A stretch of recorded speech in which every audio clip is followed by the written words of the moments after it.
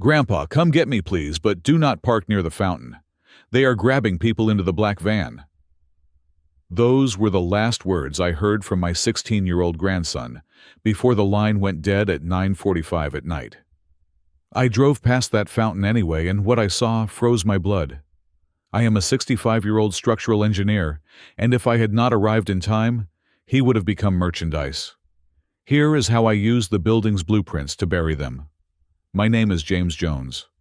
I am 65 years old, and for the last 4 decades, I have looked at the world through the lens of load paths and shear forces. Most people look at a building and see the paint, the glass, the inviting facade. I see the bones. I see the tension in the steel cables and the compression in the concrete columns. I see the points of failure. Tonight, sitting in my home office, the only thing I was studying was a set of faded blueprints from a project I managed 15 years ago for Apex Structural Solutions. The paper smelled of dust and old ammonia, a scent that usually brought me comfort. It was the smell of order of problems that could be solved with mathematics and physics. I traced my finger along the elevation line of the main atrium. My knuckles were swollen, a testament to a lifetime of working with my hands in the freezing cold and the blistering heat. Arthritis is the retiree's constant companion, a dull ache that reminds you that your structural integrity is failing slowly but surely. I was supposed to be relaxing. I was supposed to be enjoying the quiet years. But the engineer in me never really turned off. I was looking for a discrepancy in the load calculations for a renovation project a friend had asked me to consult on. It was mundane work, boring even, but it kept the mind sharp. Then the phone rang.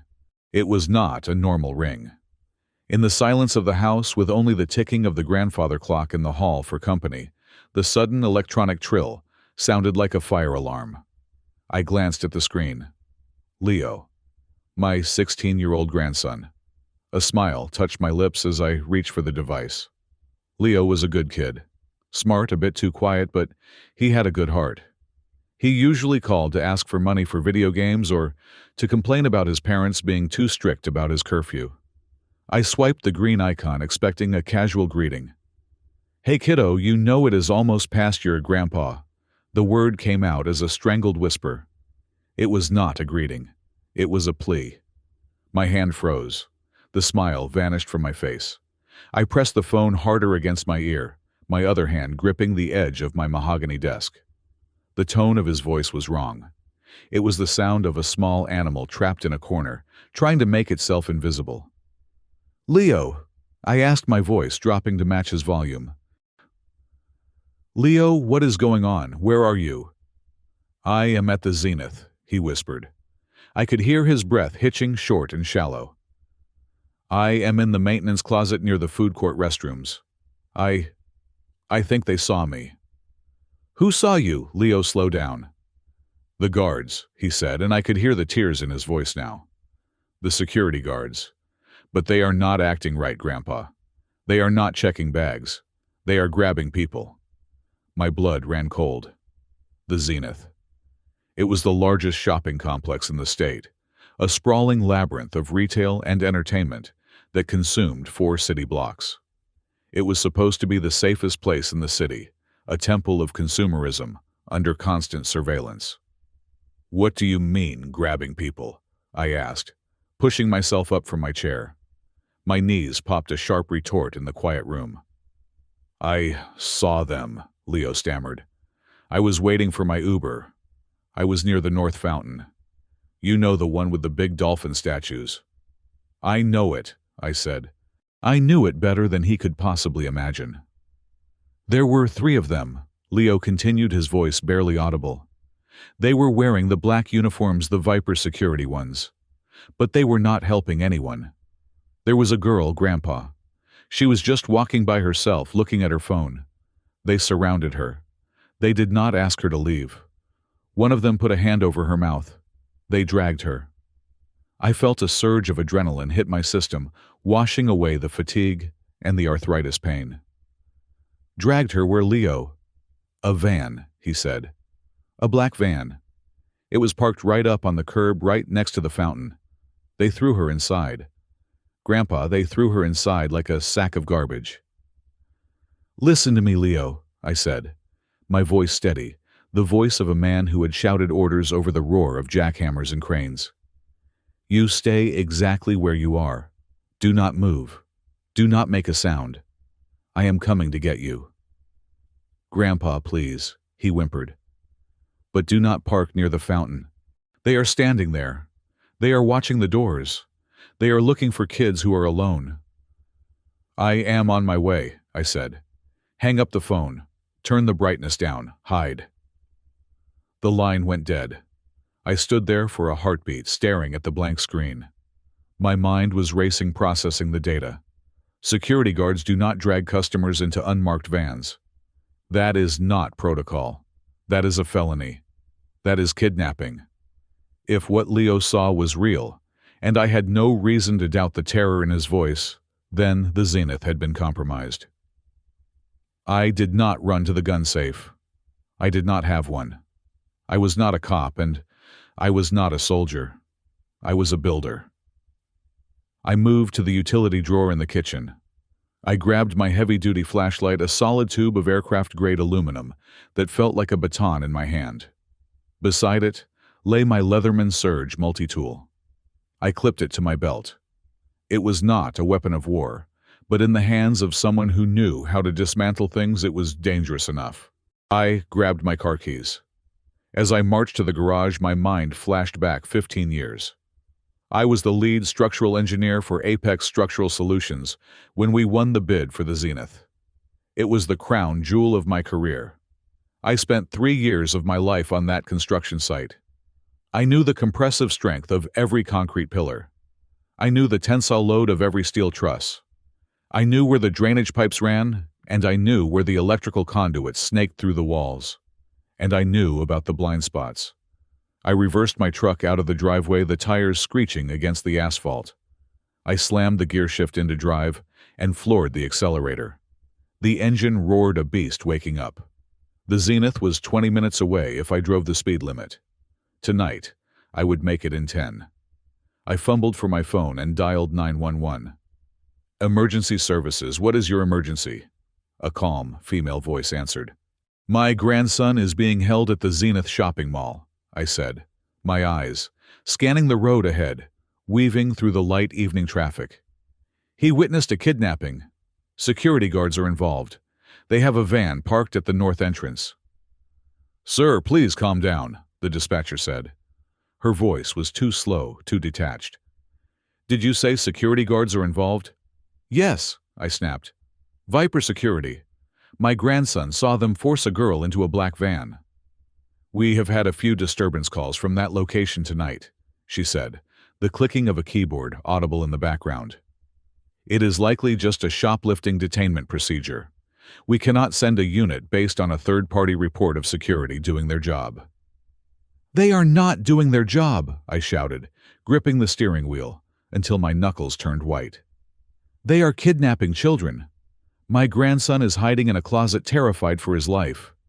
You need to send a SWAT team. You need to send everyone." "Sir, I can dispatch a patrol car to check it out, but all our units are currently tied up with a multi-vehicle collision on the interstate. The estimated response time is 30 minutes. 30 minutes. In structural engineering, 30 minutes of unchecked stress on a failing beam is the difference between a crack and a catastrophic collapse.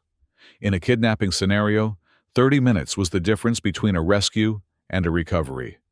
30 minutes was a lifetime." "I do not have 30 minutes, I said, my voice dropping to a low growl. "And neither does he." "Sir, I advise you not to—" I hung up. The anger boiled inside me, hot and sharp. I had paid my taxes. I had followed the rules. I had built the literal foundations of this city. And now, when I needed the system to work, it gave me a wait time. I saw the glow of the Zenith on the horizon. It rose like a fortress of glass and light against the night sky. From a distance it looked majestic, but as I drew closer, I saw it for what it truly was tonight, a cage. I did not go to the main entrance. Leo had said the North Fountain. I knew the layout of the parking lot better than the valets did. I swung the truck around the perimeter road, killing my headlights as I approached the north sector. I pulled into a spot behind a dumpster enclosure, 200 yards away from the entrance. I cracked my window and peered out. The rain had started to fall, a light drizzle that slicked the pavement and blurred the streetlights. There it was. The north fountain was a decorative feature I had argued against during the design phase. It created a bottleneck for pedestrian traffic, and more importantly, the large dolphin statues created a significant visual obstruction for the security cameras mounted on the roofline. I had pointed this out to the architects. They told me I was being paranoid, that aesthetics mattered more than total surveillance coverage. Now that aesthetic choice was providing cover for a crime. A black van was parked right up on the sidewalk, engine idling. It was a Ford Transit, windows tinted so dark they looked like black paint. Two men in black uniforms stood by the rear doors. They were big men, standing with a posture that was too aggressive for mall cops. They were scanning the parking lot, their heads moving on swivels. I watched as a young couple walked out of the glass doors. The guards ignored them. Too many witnesses. Then, a few seconds later, a teenage boy walked out alone, headphones over his ears, looking down at his phone. He walked past the fountain. I saw the signal. One guard nodded to the other. They moved with terrifying efficiency. One stepped out from behind the statue, blocking the boy's path. The other moved in from behind. There was no conversation, no request for a receipt. The man in front grabbed the boy's arm. The man behind clamped a hand over his mouth and lifted him off his feet. The side door of the van slid open. They tossed the boy inside and slammed it shut. The whole thing took less than 10 seconds. I sat in my truck, my breath caught in my throat. I was witnessing a systematic abduction operation in plain sight, masked by uniforms that were supposed to represent safety.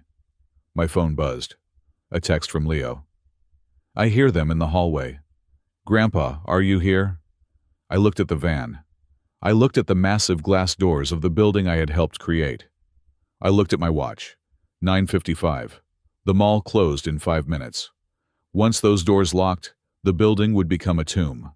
I could not wait for the police. I could not wait for backup. By the time the patrol car arrived in 30 minutes, that van would be gone, and Leo might be in it. I unbuckled my seatbelt. I checked the flashlight in my pocket. I felt the cold steel of the Leatherman against my hip. I was an old man. My knees hurt when it rained. I got winded walking up 2 flights of stairs. I was a 65-year-old engineer who spent his days looking at paper. But tonight, I was the only thing standing between my grandson and the monsters in the dark. I opened the truck door and stepped out into the rain. I was going in. The rain had turned from a drizzle into a steady cold downpour by the time I maneuvered my truck away from the main lot. I knew the Zenith better than the people who owned it. While the architects had focused on the skylights and the marble flooring of the atrium, I had focused on the service arteries that kept the beast alive. I steered my truck toward the eastern perimeter, away from the glitz of the retail entrances, toward the loading docks.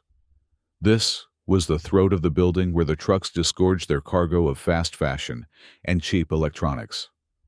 I parked the truck behind a row of overflowing dumpsters that smelled of wet cardboard and rotting food. It was a blind spot. I knew this because 15 years ago I had argued with the lighting contractor about the spacing of the sodium vapor lamps in this exact sector. They had wanted to save money. I had warned them it would create shadows deep enough to hide a tank. They had won the argument then, but tonight, their frugality was my cover. I pulled the hood of my canvas jacket up and stepped out. The water was freezing, seeking out the gaps in my collar, but I barely felt it. My mind was shifting gears. I was no longer a grandfather. I was an inspector looking for a structural failure, and I had just found a massive one. I walked with a purpose toward the service entrance. It was a heavy steel door, painted a dull, industrial gray, scarred by years of hand trucks and pallet jacks crashing against it. A keypad was mounted on the wall, but standing in front of it was a human obstacle. He was a mountain of a man squeezed into a black uniform that strained at the seams. The patch on his shoulder read Viper Security, stitched in aggressive red thread. He was leaning against the doorframe smoking a cigarette under the overhang, looking bored and dangerous. He did not look like a man paid minimum wage to watch monitors. He looked like a man paid to hurt people. "Help you with something, Pops?" he asked as I approached. He did not toss the cigarette. He just stared at me, his eyes dead and flat like a shark's. I stopped 10 feet away, keeping my hands visible but away from my pockets.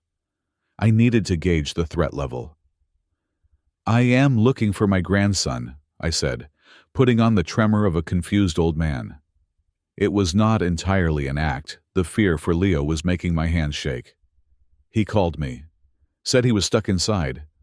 I just want to go in and get him." The guard took a long drag of his cigarette and exhaled the smoke in my direction. "Mall is closed. Doors are locked.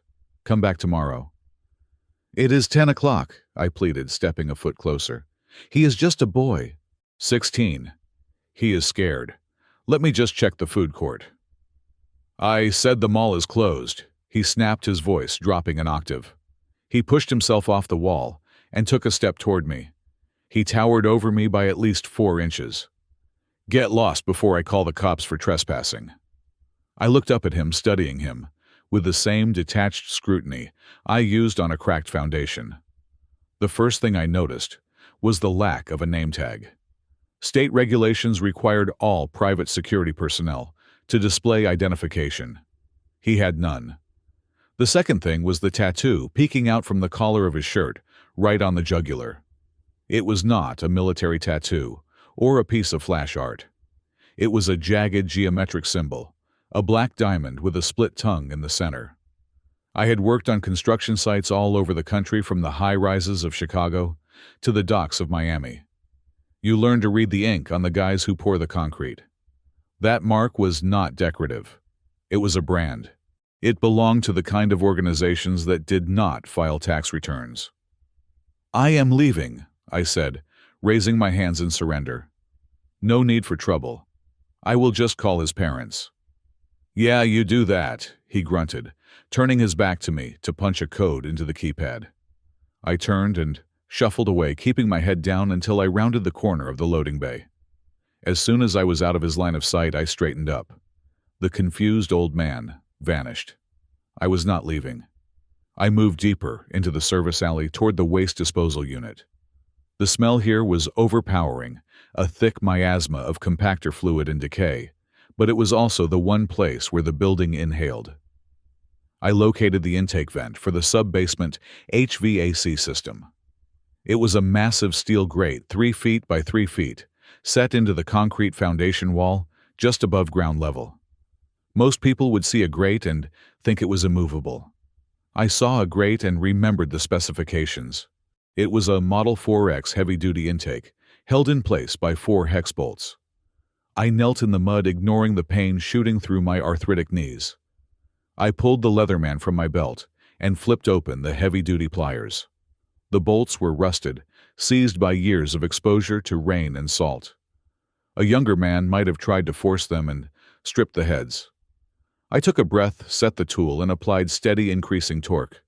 I felt the metal groan, the rust bonding giving way with a sharp creak. 1, 2, 3, 4. I pulled the heavy grate free and set it silently on the wet grass.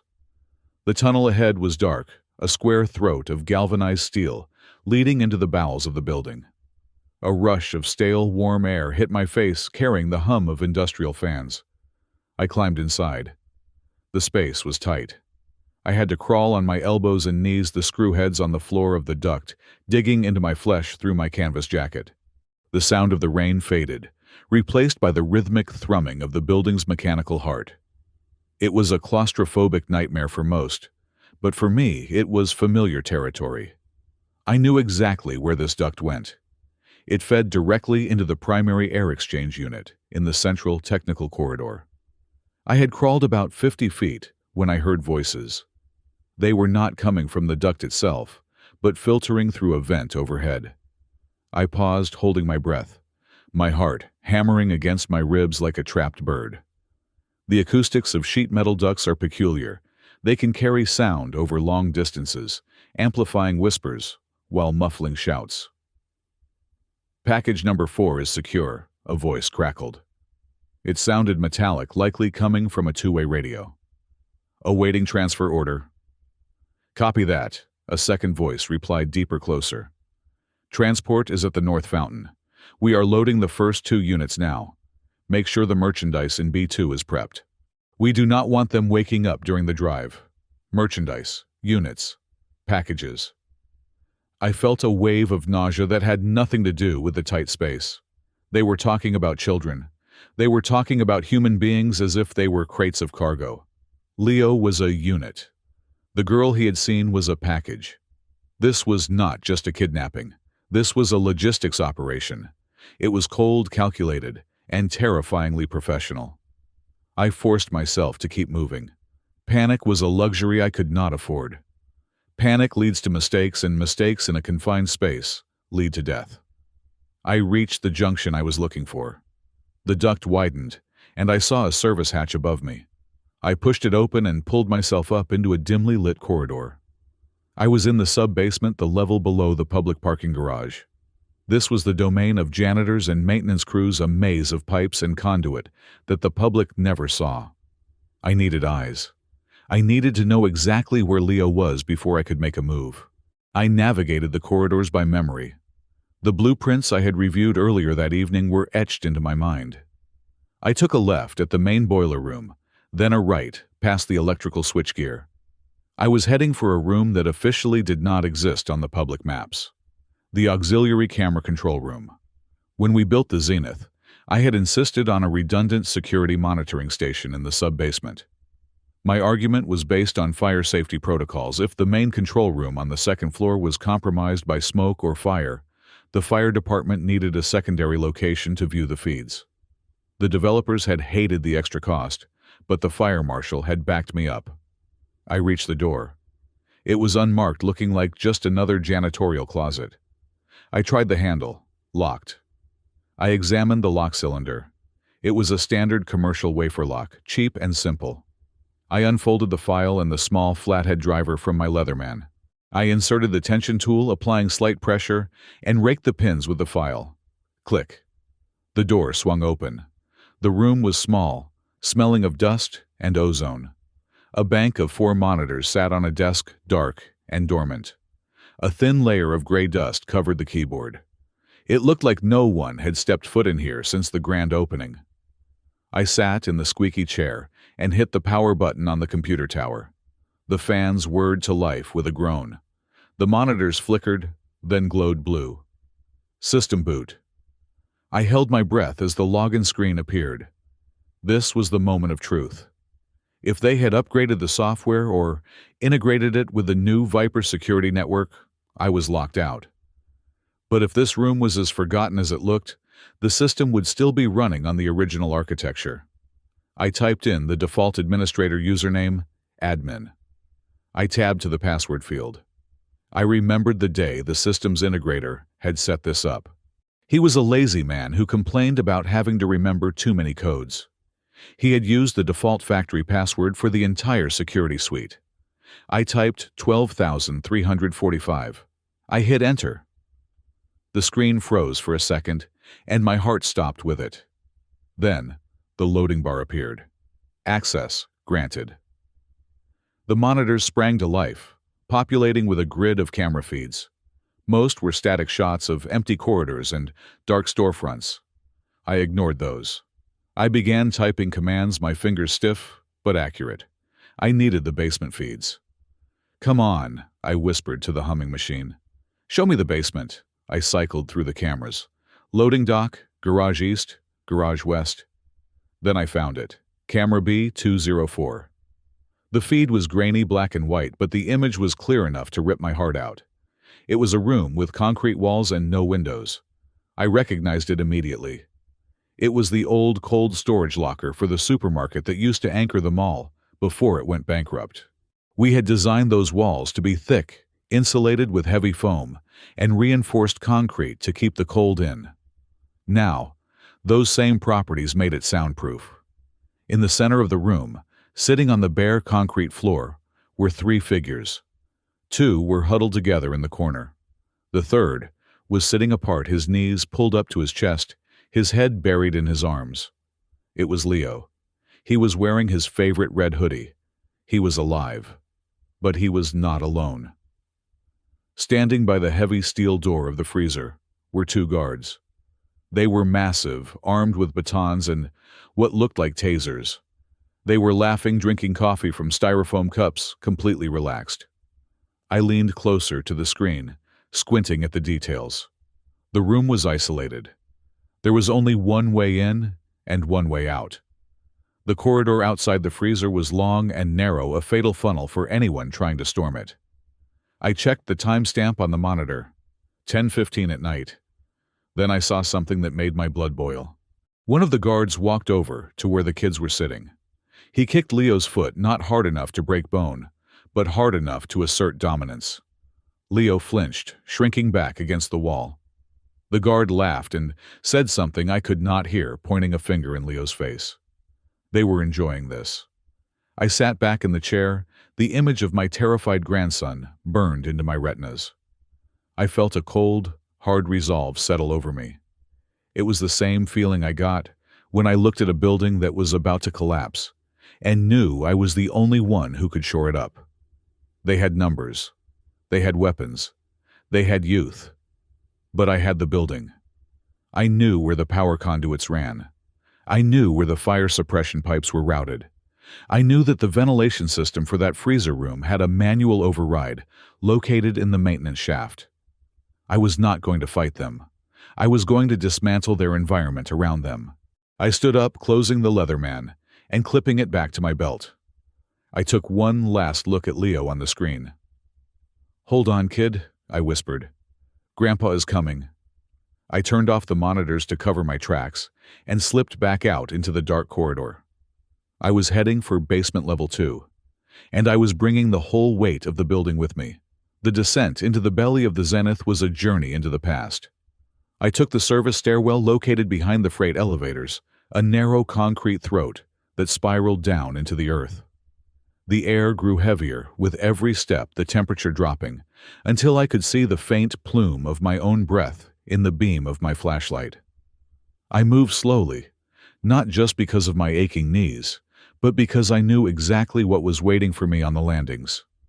When we designed this sector, the security specifications called for passive infrared motion sensors at every turn of the stairwell. They were mounted 7 feet up on the wall, angled downward to cover the main path of travel. But I remembered the installation arguments. The electrical contractor had been lazy. He had mounted them flush with the conduit, leaving a blind spot directly beneath the units, a narrow shadow of invisibility that hugged the wall. I pressed my back against the cold concrete, sliding downward inch by inch. I was a ghost in my own creation. My heart was hammering against my ribs, a frantic rhythm that felt dangerous for a man of my age, but I forced my breathing to remain steady. Panic consumes oxygen. Panic makes you clumsy. I needed to be precise. I reached the bottom landing. The door to basement level 2 was a heavy steel slab, painted with industrial primer, that was now peeling like dead skin. I did not need to open it to know what the air would smell like on the other side. I could already smell it, seeping through the cracks, a cloying, wet mixture of black mold, stagnant water, and the sharp chemical sting of industrial bleach. It was the smell of a place that had been scrubbed clean of dirt, but could never be scrubbed clean of its sins. I eased the door open. The hinges, which I had specified to be heavy-duty ball bearings, moved silently. I slipped into the corridor. The silence down here was not empty. It was heavy. It pressed against my ears. And then, cutting through the low hum of the ventilation fans, I heard it. It was a sound that made my hands curl into fists so tight, my fingernails dug into my palms. It was the sound of a child crying. It was not a scream. It was not the hysterical shrieking of someone being beaten. It was the low, rhythmic sobbing of someone who had been terrified into exhaustion. It was the sound of hopelessness, I moved down the corridor, sticking to the shadows between the pools of light, cast by the flickering fluorescent tubes overhead. The floor was damp, slick with condensation. I passed old storage rooms, their doors welded shut or padlocked, until I reached the end of the hall. The room. The old cold storage locker. The heavy insulated door was slightly ajar, propped open by a rubber wedge. Light spilled out into the hallway, a harsh yellow rectangle on the wet floor. I crept closer, positioning myself behind a stack of discarded wooden pallets. I peered through the gap. My stomach twisted into a knot of cold iron. The room was stark and brutal in its simplicity. The walls were lined with stainless steel panels reflecting the harsh overhead light. In the far corner, sitting on the floor with their backs against the metal, were 3 teenagers. One of them was Leo. He was hugging his knees, his face buried in his arms, his body shaking with those silent sobs I had heard. Next to him sat a girl with tear-streaked makeup, her dress torn at the shoulder, staring blankly at the floor. The third was a boy I did not recognize, looking defiant, but terrified, nursing a swollen lip. They were not being physically tortured. There were no whips, no chains. But the cruelty was there, hanging in the air like a toxic gas. 2 men in black Viper security uniforms were sitting at a folding table near the door. One was leaning back in his chair, cleaning his fingernails with a knife. The other was tapping away on a tablet. On the table between them lay a stun gun and a heavy, collapsible baton, placed deliberately within view of the children. "Please," the girl whispered, her voice cracking. "My dad will pay. Just let me call him." The guard with the tablet laughed. It was a dry, humorless sound. "Oh, we know he will pay, sweetheart. That is the whole point. But we cannot just call him and ask for cash. That is kidnapping. That is illegal." He smirked at his partner. "We have to do this by the book. We have to process you for shoplifting first. Grand theft, actually. We found a lot of expensive jewelry in your bag. Remember." "I didn't steal anything," the boy with the swollen lip shouted. The guard slammed his hand on the table. The noise echoed like a gunshot in the steel room. Leo flinched violently. "Assessment fees," the guard said, his voice dropping to a predatory purr. "Consultation charges. Administrative penalties. Your parents are going to pay a very large settlement to keep your little criminal records clean. And if they love you, if they really want to protect their precious reputations, they will pay double to get you back before we transfer you to the juvenile holding facility across the state line." I understood the game immediately. It was elegant in its monstrosity. They were not just kidnapping these kids, they were framing them. They targeted children from wealthy families, planted evidence, and then offered the parents a way out, a massive under-the-table payment, to make the charges disappear. And for those who could not, or would not pay, that was where the transfer came in. I remembered the file I had seen in the safe inventory. I wanted to charge in there. Every instinct in my body screamed at me to kick down the door and tear those men apart. I wanted to smash their faces into the concrete until they stopped moving. But I froze. I looked at my hands. They were trembling not from fear but from age. I was 65 years old. My rotator cuffs were shot. My knees had no cartilage left. Those men in that room were half my age, twice my size, and trained in violence. If I went in there swinging, I would be dead in 30 seconds and Leo would be alone. I was not a soldier. I was an engineer. I did not win by applying force, I won by controlling the environment. I pulled back from the door and looked around the hallway. My eyes landed on a gray metal panel, recessed into the wall about 20 feet back. Electrical Distribution Panel L-B2-Main. I knew that panel. I knew it because I had fought with the inspectors to have it placed here instead of inside the utility room for easier access during the flood testing phase. I moved toward it, silent as a shadow. I pulled the Leatherman from my belt and wedged the flathead driver into the panel lock. It popped open with a soft metallic click. Inside, rows of black breakers stared back at me. I scanned the labels written in my own handwriting, 15 years ago, now faded, but legible. Lighting, Zone 4. Receptacles, cold storage, ventilation. I did not just want darkness. I wanted chaos. I looked further down the hall. On the wall, next to the fire exit, was a red pull station. Fire alarm. A plan formed in my mind. It was risky. It relied on the assumption that these men were arrogant, that they felt safe in their dungeon, and that they would react to a threat to their operation before they reacted to a threat to their prisoners. I looked around for a weapon, not for them, but for the door. Lying in the debris pile near the pallets was a rusted length of iron pipe, likely a remnant from a sprinkler repair job. It was about 2 feet long and heavy. I grabbed it, weighing it in my hand. I took a deep breath. I positioned myself next to the breaker panel. "Okay, Leo," I whispered into the darkness. "Cover your ears." I reached into the panel and grabbed the main throw switch for the entire B2 sector. I yanked it down. Clack. The hallway plunged into absolute suffocating darkness. The light, spilling from the cold storage room, vanished instantly. "What the hell?" one of the guards shouted from inside the room. "The power is out. Check the generator." I did not wait. I moved through the dark, counting my steps. 1, 2, 3, 4. I reached the fire alarm pull station. I grabbed the handle and pulled it down with all the weight of my body. Screech, screech, screech, screech. The alarm horns mounted on the ceiling erupted. In the confined concrete hallway, the sound was physical. It was a drilling, piercing shriek that vibrated in your teeth and disoriented your inner ear. The strobes began to flash blinding white pulses that cut through the darkness like lightning, turning the world into a stuttering, disorienting nightmare. "The alarm," I heard the guard yell over the din. "If the fire department comes, we are exposed. Go check the panel, reset it before the sprinklers trip."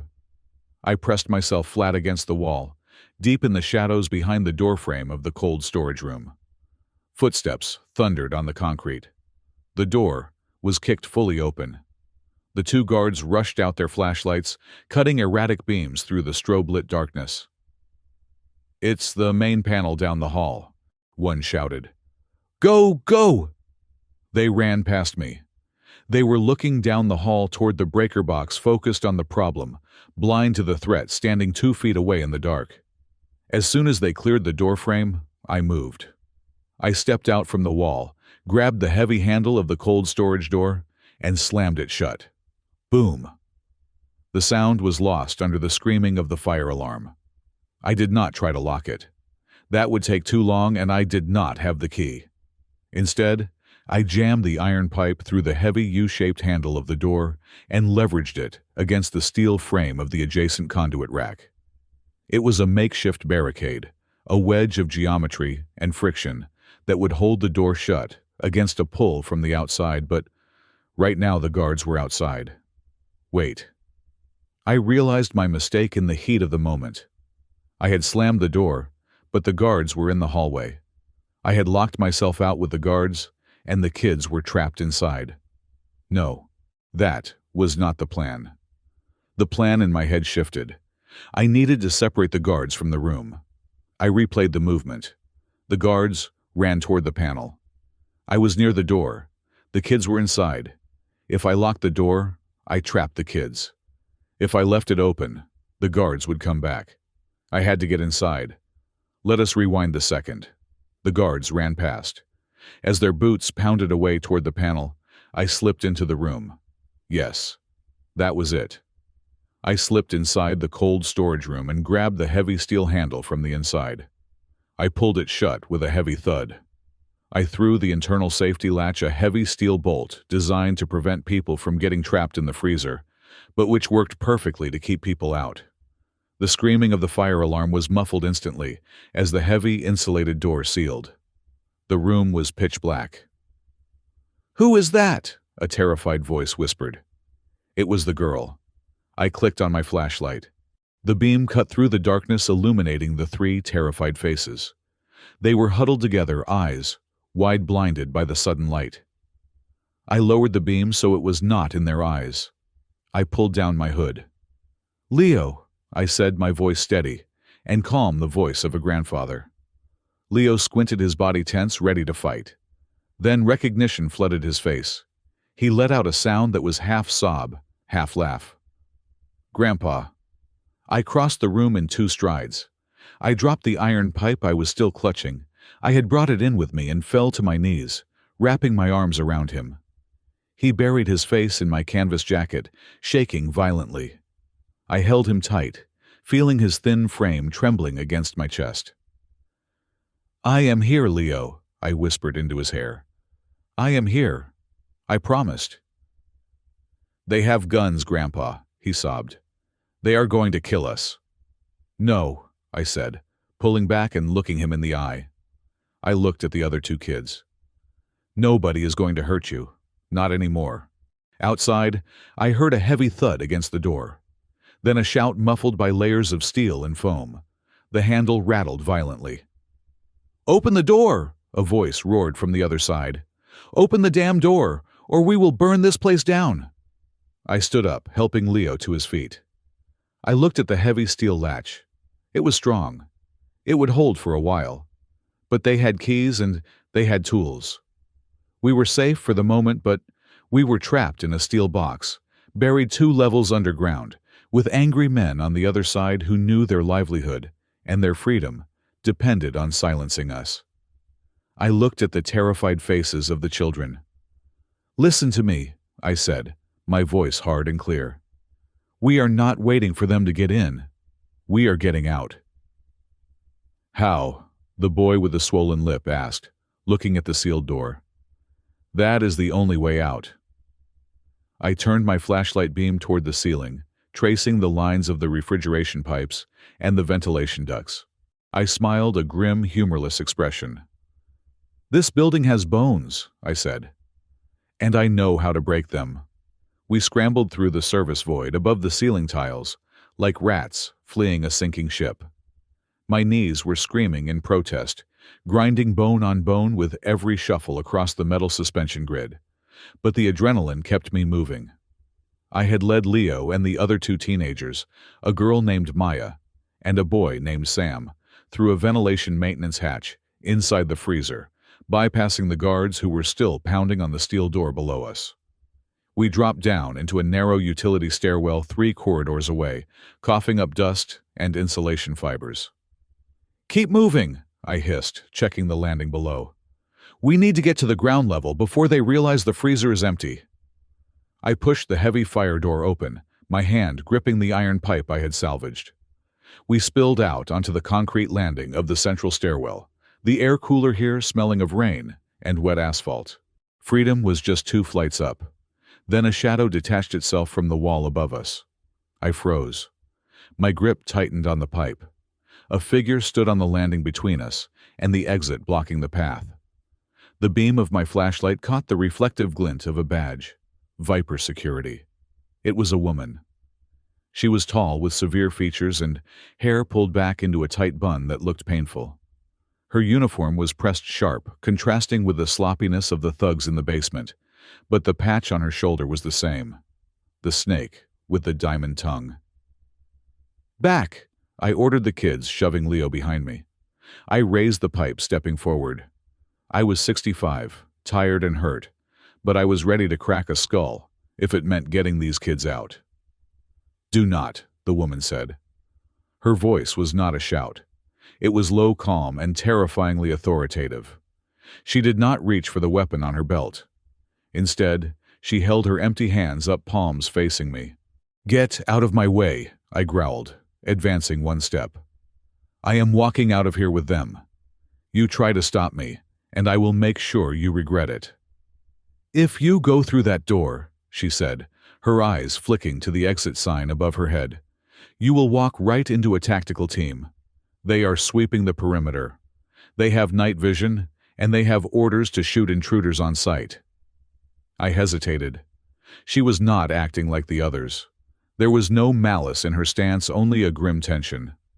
She pointed a finger toward the ceiling corner directly at a dome camera. "I disabled that feed 2 minutes ago. I looped the footage. But the loop only lasts 10 minutes. If you want to live, put that pipe down and follow me. Now. I looked at her eyes. They were hard, flinty, but clear. I had worked with enough inspectors and foremen to know the look of someone who was trying to solve a problem, not create one. Why should I trust you? I asked. Because I am the only reason you are not already in cuffs, she replied. She turned her back on me, a gesture of insane trust or calculated risk, and swiped a keycard on a door labeled janitorial supply. In here. Hurry. I looked at Leo. He nodded, his eyes wide. I lowered the pipe, but kept it ready. We filed into the room. It was a cramped storage closet, filled with buckets of floor wax and stacks of toilet paper. The woman closed the door and locked it, then slid a heavy mop bucket in front of it. She let out a breath she seemed to have been holding for hours, her shoulders slumping slightly. My name is Sarah, she said, turning to face us. I am the night shift supervisor for this sector, and you have made a hell of a mess of my shift, old man. Your staff kidnapped my grandson, I shot back, stepping into her personal space. Do not talk to me about messes. You are part of this. I am not part of this, she snapped, her voice rising before she checked herself. I suspected. I have suspected for months. But suspicion is not proof. She pulled a small tablet from her cargo pocket and tapped the screen. I used to be a cop, 12 years on the force. I got fired because I was too rigid. I did not play the game. I did not look the other way when other officers pocketed cash from drug busts. So they kicked me out. I took this job because it pays the rent, but I know a criminal enterprise when I see one. If you are a good cop, I said, my voice dripping with skepticism, why are you wearing their uniform? Why haven't you called the police? Sarah laughed, a bitter, sharp sound that bounced off the cinder block walls. Call the police. Who do you think provides the escort for the transport vans? Who do you think signs off on the false incident reports? She stepped closer, her eyes boring into mine. The chief of police is on Marcus Thorne's payroll. Thorne is the director of operations here. If you walk these kids out that front door and flag down a cruiser, the officer will put you in the back seat, drive you to the precinct, and by the time you get there, you will be booked for assaulting a security guard and kidnapping minors. And these kids, they will be handed right back to Thorne as runaways returned to custody. I felt a chill that had nothing to do with the damp clothes I was wearing. It was the chill of absolute isolation. It was the same story I had heard 1,000 times in my line of work: corruption that seeped into the foundation until the whole structure was compromised. So we are on our own, I said. It was not a question. You are on your own, Sarah corrected. I am just trying to keep you from getting killed on my watch. I can get you to the roof. There is a fire escape on the north side that leads to the alley. It is not covered by the perimeter team yet. No, Leo spoke up. We both turned to look at him. He was holding his phone, his hands shaking, but his jaw was set. He looked older than 16 in the dim light of the storage room. We cannot just leave, Leo said. Grandpa, listen to this. He tapped the screen of his cracked phone. A wave of static hissed through the speaker, followed by a voice. It was smooth, arrogant, and slurred with the confidence of a man who believes he is untouchable. Listen to me, you little brat. You are going to call your father. You are going to tell him you stole a diamond bracelet from the jewelry store. You are going to tell him you are in deep trouble and you need legal help immediately. Then, you are going to put me on the phone. There was a pause on the recording, then Leo's voice, small and terrified. I didn't steal anything. The man's voice returned harder this time. I do not care. The price is $300,000. A consultation fee for my security firm to make the charges vanish. $300,000 or you disappear. We have a truck leaving for the border in 2 hours. You will be on it. You will be just another runaway that nobody looks for. Do you understand me? $300,000. The recording ended. Silence filled the small room. $300,000. That was the value they placed on a human life. It was a business transaction. They were not just thugs. They were capitalists of the worst kind trading in fear and flesh. I looked at Sarah. Her face had gone pale. "That is Thorne," she whispered. "That is Marcus Thorne. I have never been able to catch him on tape. He is always too careful." "He was not careful tonight," I said. "He got greedy." I looked at the phone in Leo's hand. That digital file was leverage. It was power. But it was fragile. If we left now, if we managed to sneak away, Thorne would just scrub the tapes, burn the records, and move his operation to another mall in another city. He would hunt us down to silence us, or he would just find new victims. "We have the recording," Leo said, looking at me with a desperate hope. "We can give it to the FBI. We can stop them." "The FBI needs more than a voice recording from a minor," Sarah said, shaking her head. "A good defense lawyer would tear that apart. They would say it was AI generated, or taken out of context. To take down Thorne, you need the paper trail. You need the money trail. You need the hard evidence."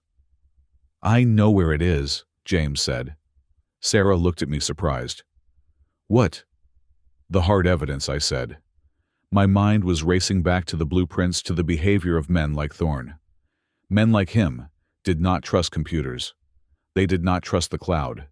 They trusted what they could touch. They trusted steel and tumblers. I saw him once years ago when we were finishing the punch list for the executive suites. The original owner had a wall safe installed behind the paneling in the main office. Not a digital safe. A floor-anchored, reinforced concrete box. Thorne took over that office. "He keeps a ledger," Sarah said, her eyes widening. "I have heard the rumors among the senior guards. He keeps a physical ledger of every transaction. He calls it his insurance policy. If the syndicate ever tries to cut him out, he has the names of everyone involved, from the street dealers to the politicians." "The Black Ledger," I said. I looked at the kids. They were exhausted, traumatized, and shivering. My duty as a grandfather was to get them to safety, to get them out of this building and drive until the gas tank was empty. But my duty as a man, my duty as someone who knew how the world worked, if I left now, Thorne would win. He would adapt. He would survive. And someone else's grandson would be the next package in the van.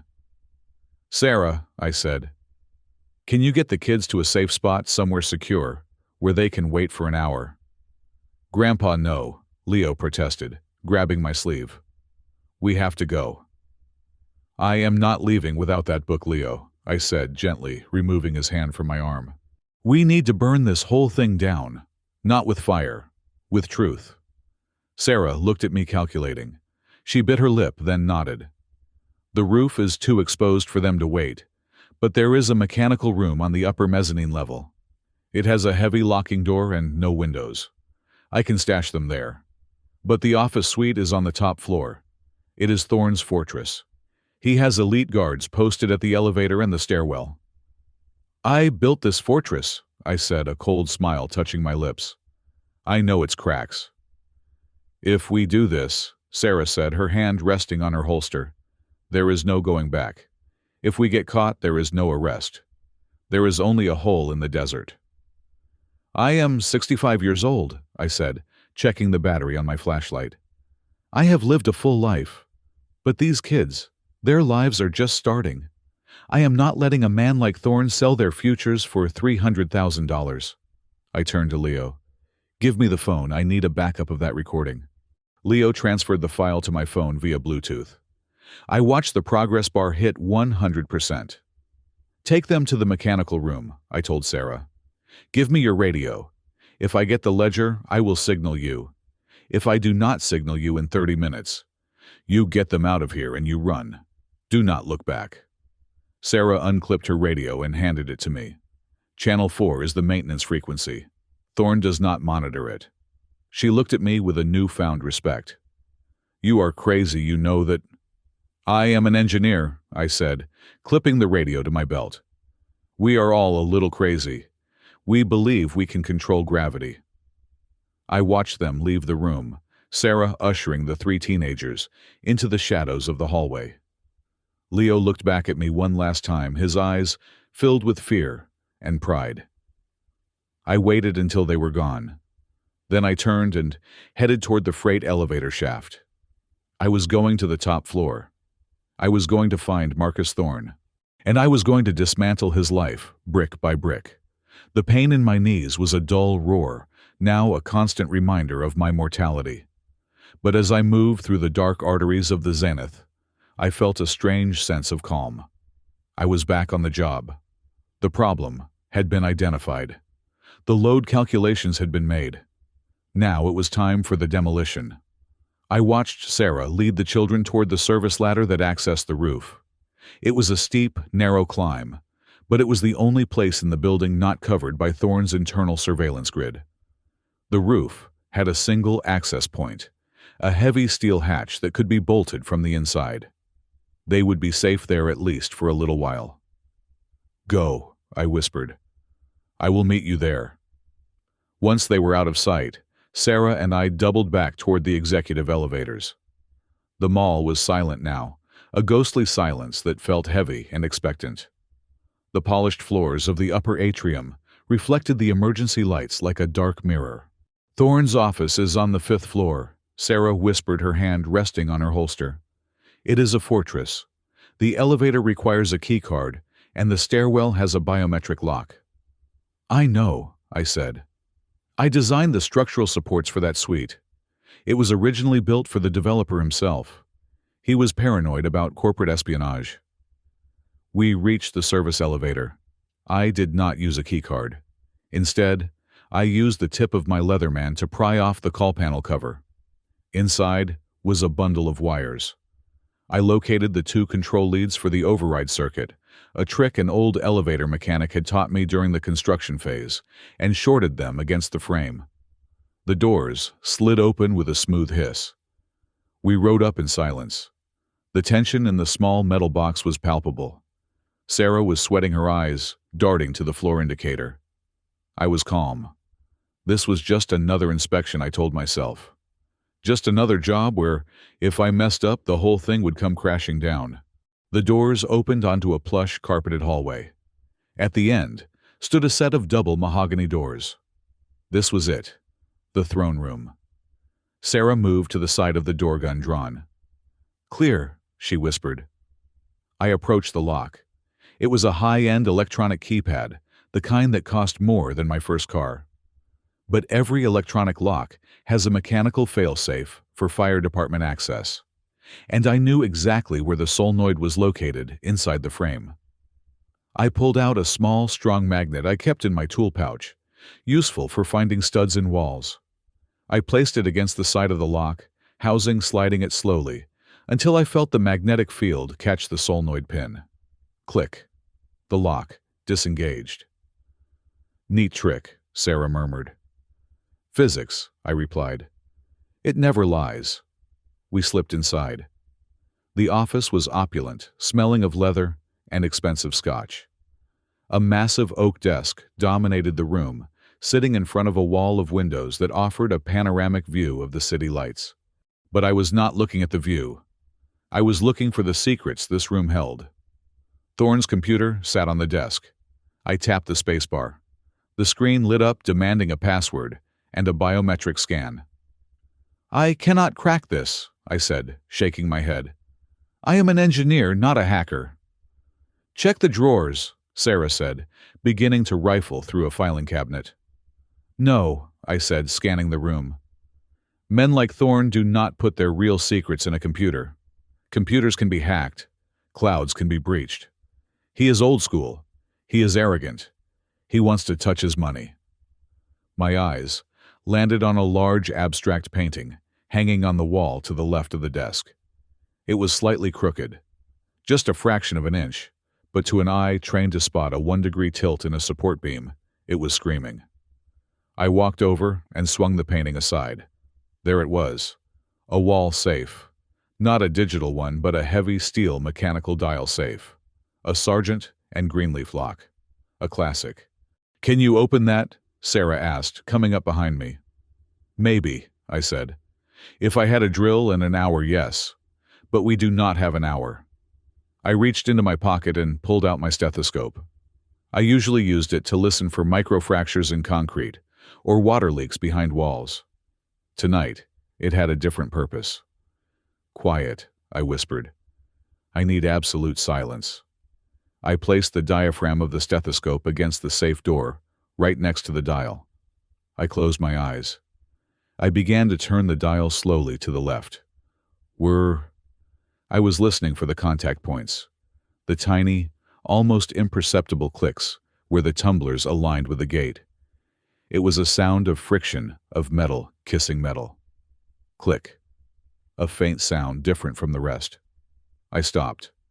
The number was 42. I spun the dial to the right. Whir. My breath held in my chest. My heart rate slowed. The world narrowed down to the sound in my ears and the feel of the cold steel under my fingertips. Click. 17. One more. Left again. The sweat was trickling down my back. Outside, I could hear the faint wail of a siren in the distance, but I pushed it away.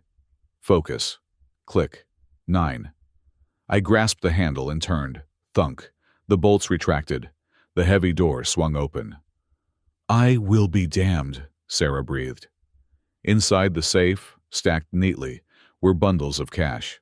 Hundreds of thousands of dollars. But I ignored the money. My hand went to a black, leather-bound ledger sitting on top of the stacks. I pulled it out and opened it on the desk. It was handwritten. Columns of dates, names, and amounts. January 12th. Subject: Michael R. Payment. $250,000. Status returned. February 4th. Subject: Jessica L. Payment. $300,000. Status returned. I flipped the pages, my stomach churning. It was a catalog of misery. But then, I saw the section that made me want to burn the building down with my bare hands. Expenses/payroll. Chief of Police, Wilson. $15,000 monthly. Councilman Davies. $10,000 monthly. Judge Holloway. $20,000 per case dismissal. "He bought them all," Sarah whispered, looking over my shoulder. "The whole system." "Keep looking," I said, flipping to the back of the book. There was a section titled, Inventory, Unclaimed. My finger traced the lines. Subject unknown. Male age 15. Payment default. Disposition transferred to Site B overseas. Subject unknown. Female age 14. Payment default. Disposition transferred to Site B. "Transferred," I choked out. "He sold them. He sold the ones who couldn't pay." I pulled out my phone. My hands were shaking with a rage so pure, it felt like white heat. I started snapping photos. Every page, every name, every damning entry. This was not just evidence of kidnapping. This was evidence of a human trafficking ring protected by the highest levels of local government. "This puts them all away," I said, my voice trembling. "Thorne, the chief, the judge, all of them." "Hurry, James," Sarah said, watching the door. "We have been here too long." I finished photographing the last page. I shoved the ledger into the inside pocket of my jacket. It felt heavy against my ribs like a lead weight. Suddenly, the radio on Sarah's belt crackled to life. All units, code red. We have a breach in Sector B2. The freezer is empty. I repeat, the freezer is empty. The guards are locked in the hallway." It was Thorne's voice. He sounded calm, which was worse than if he had been screaming. "Lock down the perimeter. Seal all exits. No one leaves this building. Sweep floor by floor. Find the old man and the brats, and kill them on sight." Sarah looked at me, her face pale. "They know." "They know we are out," I said. "But they do not know we have the ledger." "They will secure the stairwells," Sarah said. "We cannot go back up to the roof the way we came. The elevators will be shut down any second. We need to get to the kids," I said. "If Thorne finds them before we do—" "He won't," Sarah said, checking her weapon. "But he will find us." The lights in the office suddenly cut out. The emergency red lighting bathed the room in a bloody glow. The electronic lock on the door beeped a long, ominous tone, indicating a system-wide lockdown. "He is sealing us in," I said. I looked at the window. We were 5 stories up. No way down. The vents, I said, looking up at the ceiling. The return air ducts for the executive suite are oversized to handle cigar smoke. I installed them myself. Sarah looked up. Can we fit? It will be tight, I said, dragging a chair over to the wall. But it is the only way out of this room that doesn't involve walking into a bullet. I climbed up and popped the vent cover. The dark throat of the duct waited. I could hear the building humming around me, the mechanical beast waking up to hunt us. Ladies first, I said, offering a hand to Sarah. She holstered her gun and climbed up. I followed, pulling the grate back into place, just as the office door exploded inward. Through the slats of the vent I watched as 3 heavily armed men in tactical gear stormed the room, laser sights sweeping the darkness. Thorne walked in behind them, wearing a tailored suit that cost more than my house. He looked around the empty office, his eyes landing on the open safe. He walked over to it, saw the empty space where the ledger had been. He turned his face, twisted, into a mask of pure demonic fury. He looked right at the vent, though I knew he couldn't see me in the shadows. Find them, he whispered. Tear this building apart. I backed away into the darkness of the duct, the ledger burning against my chest. The hunt was on. The sound of metal grinding against metal echoed through the vast atrium like the growl of a dying beast. Through the slats of the ventilation duct I watched as the heavy security shutters descended over every storefront and exit. Thorne was sealing the building. He was turning the Zenith into a tomb, trapping us inside with his private army of mercenaries. He is locking us in, Sarah whispered, crawling ahead of me in the tight metal tunnel. Standard protocol for a containment breach. Nobody gets in. Nobody gets out. He thinks he is trapping us, I grunted, shifting my weight to relieve the pressure on my knees. But he is just locking himself in with a guy who knows how to take the building apart. We reached a service hatch that opened into the 3rd-floor maintenance corridor. I kicked it open, and we tumbled out onto the concrete floor, gasping for air that didn't smell of recycled dust. The hallway was bathed in the eerie red glow of the emergency lights. We need to get to the roof, I said, checking the time on my watch. The kids are sitting ducks up there. We sprinted toward the freight elevators, but the panels were dark. Thorne had killed the power to the vertical transport systems. Stairs, Sarah said, heading for the fire exit. We burst into the stairwell, but stopped dead. Below us, we could hear the heavy thud of boots and the crackle of radios. They were coming up. Above us, the door to the roof access was already being hammered on from the other side. They are everywhere, Sarah said, her voice tight. We are cut off. Not everywhere, I said, my mind racing through the blueprints. Follow me. I led her back into the corridor and toward a section of the mall that was curtained off with heavy plastic sheeting. A sign on the plastic read, Danger, Construction Zone. Keep out. The new cinema wing, I said, ripping the plastic aside. They are reinforcing the floor to handle the weight of the new IMAX projectors. The structural steel is exposed. We ran into the construction zone. It was a chaotic landscape of scaffolding stacks of drywall and half-finished framing. The air was thick with the smell of sawdust and fresh joint compound. The floor here was plywood, not tile. Hold up, I said, grabbing Sarah's arm. Watch your step. That section there, it is just decking. No support beams underneath yet. I pointed to a seemingly solid stretch of plywood. To the untrained eye, it looked safe. To me, it looked like a trap door into a 30-foot drop. We can use this, I muttered. The doors behind us burst open. 4 men in tactical gear spilled into the room, their flashlights cutting through the dust. Contact, one of them shouted. Sector 3 construction zone. Go, I yelled, pushing Sarah toward the scaffolding. We scrambled up the metal frames of the scaffolding tower. I was 65, and my joints screamed with every pull, every step. But fear is a powerful lubricant. I moved with a desperate agility I hadn't felt in 20 years. The mercenaries opened fire. Bullets sparked against the steel poles, sending showers of hot metal into the air. "Cover me!" Sarah shouted. She leaned out from behind a stack of drywall, firing 2 controlled shots. One of the men grunted and went down, clutching his leg. "They are flanking us!" I yelled, seeing 2 more men moving to the left, trying to circle around the scaffolding. I looked at the towering stack of metal pipes and wooden planks next to me. It was a temporary support structure, held together by gravity and a few tension clamps. "Hey!" I shouted at the men below. "You forgot your hard hats!" I kicked the locking pin on the main support brace.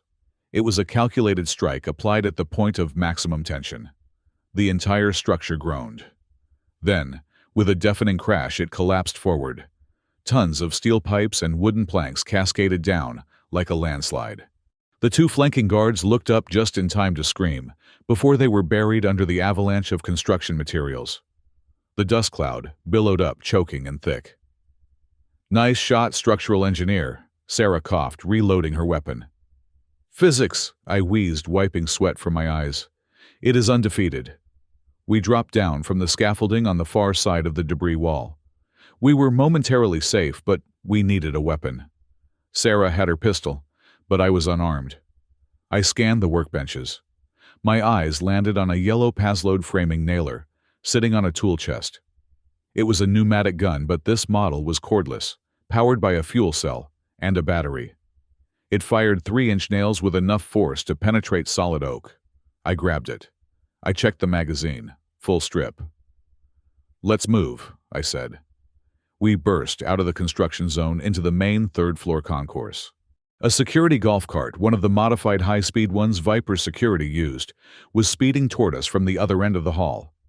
2 men were on it, one driving, one leaning out with a taser rifle. "Get down!" Sarah yelled. I did not get down. I raised the nail gun. I was not aiming at the men. I was aiming at the vehicle. The cart was closing the distance fast, 50 feet, 40 feet. I led the target, compensating for the speed.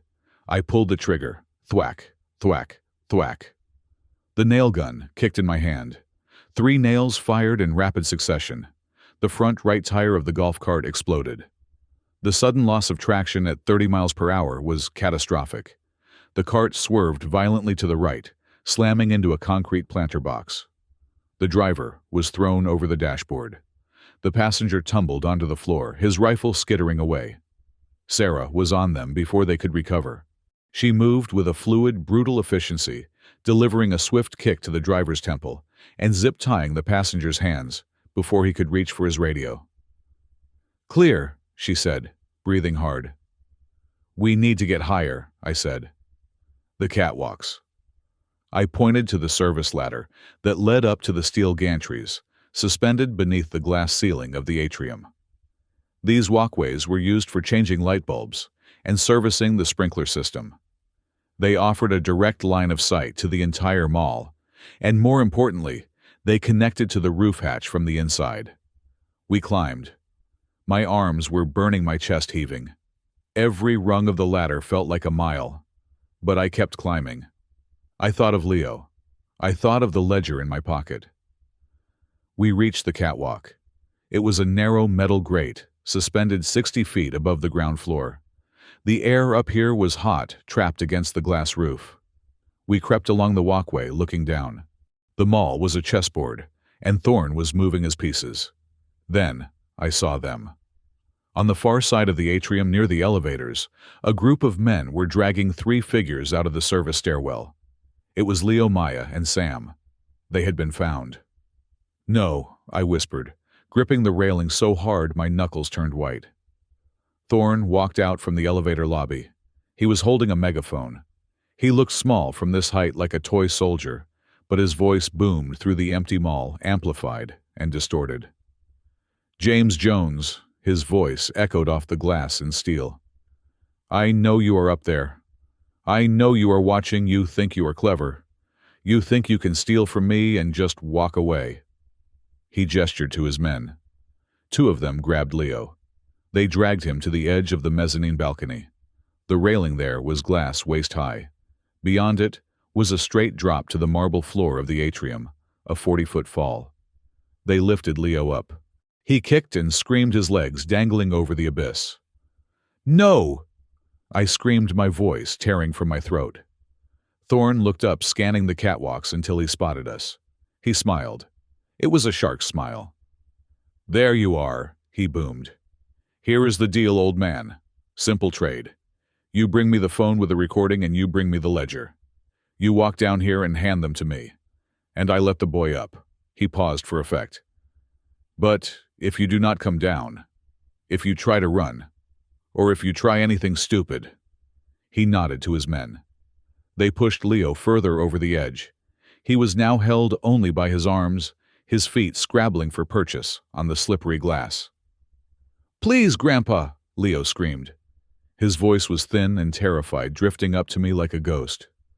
My heart hammered against my ribs like it was trying to break them. I looked at Sarah. She was aiming her gun, but the distance was too great and Leo was too close to the guards. If she missed, if she startled them, Leo would fall. "I have to go down," I said, my voice hollow. "He will kill you," Sarah said, not taking her eyes off the scope. "As soon as you hand over that book, he will kill you both." "I know," I said, "but I cannot let him drop my grandson." I looked at the structure around me, the catwalks, the suspension cables, the heavy theatrical rigging used for holiday displays. An idea formed. It was insane. It was suicidal. But it was the only card I had left to play. "Sarah," I whispered, grabbing her shoulder. "Listen to me closely. I am going to go down there. I am going to draw their attention. All of it." "James, don't." "I am going to be the bait," I said, cutting her off. "You need to move. Get to the lighting rig on the south side. It gives you a clear shot at the men holding Leo. But you have to be fast. You have to be invisible." She looked at me, then down at Leo, then back at me. She understood. It was a gamble. A desperate, terrifying gamble. "Can you buy me 3 minutes?" she asked. "I will buy you 5, I said. "But once the shooting starts, do not miss." "I never miss," she said. She holstered her gun and slipped away into the shadows of the catwalk system, moving silent and fast. I took a deep breath. I checked the ledger in my pocket. I checked the Leatherman on my belt. I stood up tall on the catwalk, letting the light from the atrium catch me. "Thorn!" I shouted, my voice booming down from the heavens. "Let the boy go, I am coming down." Thorn looked up, his smile widening. "Smart choice, Mr. Jones. Take the central elevator. I want to see you every step of the way." I walked toward the service elevator, my steps heavy on the metal grate. I was walking into the lion's den. I was walking to my execution. But as I walked, my hand brushed the control panel for the atrium's winch system, the heavy motors used to raise and lower the giant Christmas tree every winter. I paused for a fraction of a second. I flipped a switch. The motor hummed to life, low and deep, masked by the ambient noise of the mall. I stepped into the elevator. "Hang on, Leo," I thought. "Just hang on." I stepped out of the service elevator and into the blinding brightness of the main atrium. The transition from the claustrophobic darkness of the ventilation shafts to the expansive illuminated void of the shopping center was jarring. It felt like walking onto a stage, or perhaps into a gladiator arena. The floor was polished marble, slick and cold under my boots. Above me, the glass ceiling was black, with the night sky reflecting the interior lights like a kaleidoscope. I held my hands up high. In my right hand, I clutched a thick roll of paper, my old engineering schematics for the building's original foundation. To the untrained eye, from a distance, it looked exactly like a rolled-up ledger or a bundle of sensitive documents. It was the only shield I had. "I am here," I shouted. My voice cracked slightly dry from the dust and the fear, but it was loud enough to echo off the canyon walls of the storefronts. "I brought what you asked for. 4 stories. Upstanding on the edge of the cantilevered mezzanine." Marcus Thorn looked down at me. He was a silhouette against the backlight of the upper clear-story windows, a shadow in a suit. Flanking him were 2 of his mercenaries, their rifles trained on my chest. Between them, Leo was dangling his feet, barely touching the glass floor of the balcony, held up by the scruff of his hoodie by a third guard. "Stop," Thorne commanded. His voice floated down, amplified by the acoustics of the dome. He signaled to his men. The lasers from their rifle sights danced across my chest, little red dots searching for my heart. "Stay right there, Mr. Jones. Do not take another step." I stopped in the center of the atrium, directly below the massive crystal chandelier that served as the centerpiece of the mall. I was 65 years old. My knees were throbbing with a dull, rhythmic pain that synced with my heartbeat. My shoulder muscles were tight, screaming from the climb. But I stood straight. I had to. Leo was watching. "Let the boy go," I yelled up at him. "You want the ledger? You want the phone? I have them right here." "But the boy walks away first." Thorne laughed. It was a wet, ugly sound. "You are in no position to negotiate, old man. You are an ant down there. I can have you squashed with a gesture." "And if you do," I countered, keeping my voice steady, "you will never get the encryption key for the files I just uploaded." Thorne stiffened. Even from 40 feet below, I saw his body language shift. The arrogance wavered for a fraction of a second. "What are you talking about?" he snapped. "You think I came down here without insurance?" I lied. My heart was hammering against my ribs so hard, I thought it might crack them. "I sent copies of the ledger and the recording to the Federal Bureau of Investigation 5 minutes ago. They are encrypted. If I do not send the password within 15 minutes, the file unlocks automatically." "You kill me. You go to federal prison for life. You let the boy go and maybe I give you the code to stop the transmission." It was a gamble. A desperate, heavy bluff. But I knew men like Thorne. They were businessmen first, criminals second. They understood leverage. They understood risk management. The FBI was the one variable he could not bribe his way out of. Thorne hesitated. He glanced at his watch, then at Leo. He grabbed Leo's arm and yanked him back from the edge of the railing, but he kept a firm grip on his shoulder. "You are lying," Thorne hissed, but the certainty was gone from his voice. "You are just a frantic grandfather trying to save his skin." "Try me," I said. "Do you want to bet your entire empire on that? Because I am ready to die tonight." "Are you—" I took a slow, deliberate step toward the central glass elevator. It was a cylindrical tube of transparent polycarbonate that rose through the center of the atrium, connecting the ground floor to the upper levels. As I walked, my eyes were not just on Thorne. They were analyzing the structure he was standing on. The mezzanine balcony on the 4th floor was a decorative overhang constructed of tempered, laminated glass panels, supported by steel cantilever beams. I remembered the load calculations for that specific section. It was designed for pedestrian traffic, roughly 100 pounds per square foot. It was not designed for the dynamic load of 4 heavy men and a struggle. Thorne watched me move. "Where are you going?" "I am putting the package in the elevator," I shouted, gesturing to the glass tube. "I will send it up to you. Once you have it, you let the boy go. That is the deal." "Fine," Thorne spat. "But if I see one wrong move, the kid flies." I reached the elevator doors. I pressed the call button. While I waited for the car to descend, I slipped my left hand into my pocket. I needed to send a message. 15 years ago, when I was pouring the foundation for this place, I had become friends with a young federal agent named Frank Miller. I had helped him design the reinforced basement for his family home. He was paranoid about tornadoes. We had stayed in touch over the years, mostly sharing Christmas cards and fishing tips. But last year, Frank had given me a private number.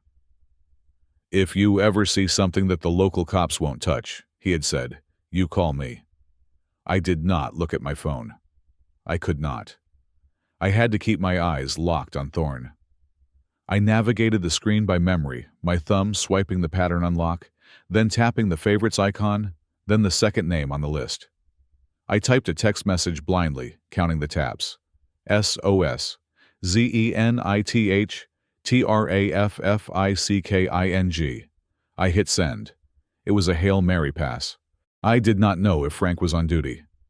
I did not know if he would see it in time, but I had to try. The elevator arrived with a soft chime. The glass doors slid open.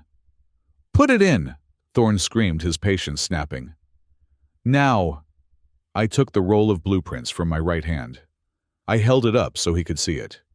To him, it looked like the black ledger rolled up inside a protective tube.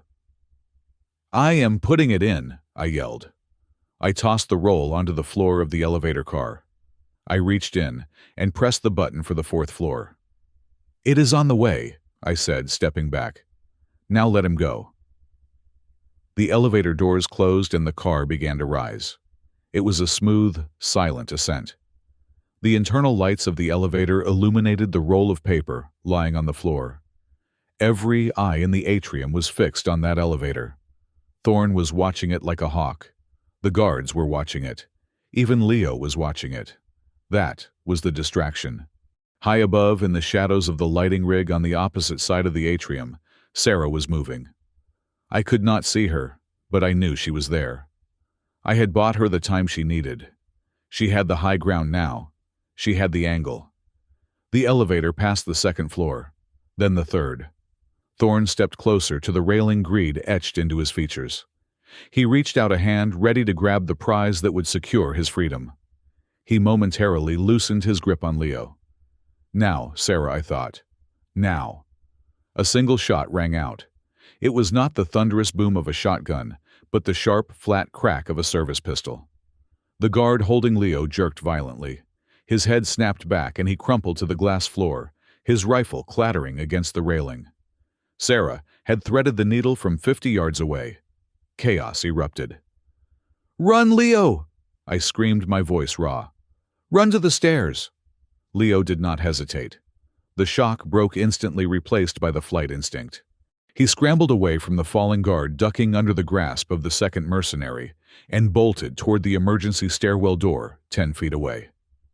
"Get him!" Thorne roared, realizing he had been played. He spun around, his face purple with rage. He raised his own weapon, a silver-plated heavy revolver, and aimed at the fleeing boy. "No," I shouted. "I did not think. I did not calculate. I just acted." I grabbed a heavy metal trash can standing near the elevator and hurled it with all my strength against the glass wall of the elevator shaft. It made a massive crashing sound, shattering a pane of decorative glass. Thorne flinched at the noise. His aim was thrown off by a fraction of an inch. Bang! The bullet smashed into the plaster wall inches from Leo's head as he dove through the stairwell door. The heavy metal door slammed shut behind him. He was safe. Thorne turned his eyes back to me. The look on his face was pure, unadulterated hatred. He realized the boy was gone. He realized the FBI story was likely a lie. He realized he was losing control. "You," he snarled. He leveled the revolver at me. I was standing in the open, nowhere to hide. I was just an old man in a canvas jacket, standing on a marble floor. I saw the muzzle flash. It felt like someone had hit me in the chest with a sledgehammer. The impact lifted me off my feet and threw me backward. I landed hard on the cold floor, the air driven from my lungs. A burning, searing pain radiated from my left shoulder. My hand instinctively went to the wound. It came away warm and wet. Blood. Bright red and flowing fast. My vision blurred. The world tilted on its axis. I tried to stand, but my legs refused to obey. I slumped back against the base of a decorative planter. High above the elevator, arrived at the 4th floor. The doors slid open. Thorne ignored me for a moment. He rushed to the elevator, desperate to salvage something from this disaster. He snatched up the roll of paper I had thrown inside. He tore it open. I watched through hazy eyes as he unrolled the sheets. He expected to see financial records names, dates, the black ledger. Instead, he saw faded blue lines, drawings of trusses, diagrams of load-bearing walls, a dusty set of 15-year-old blueprints for a shopping mall foundation. Paper. Just useless paper. Thorne stared at the blueprints. His hands began to shake. He looked down at me, bleeding out on the floor below. He looked at the stairwell where Leo had vanished. He looked at the dead guard on the balcony. He threw the blueprints over the railing. They fluttered down like giant confetti, landing softly around me. "It is garbage," he screamed, his voice breaking into a hysterical shriek. "It is just garbage." He leaned over the railing, his eyes bulging. "Kill them!" he roared to his remaining men. "Kill the girl!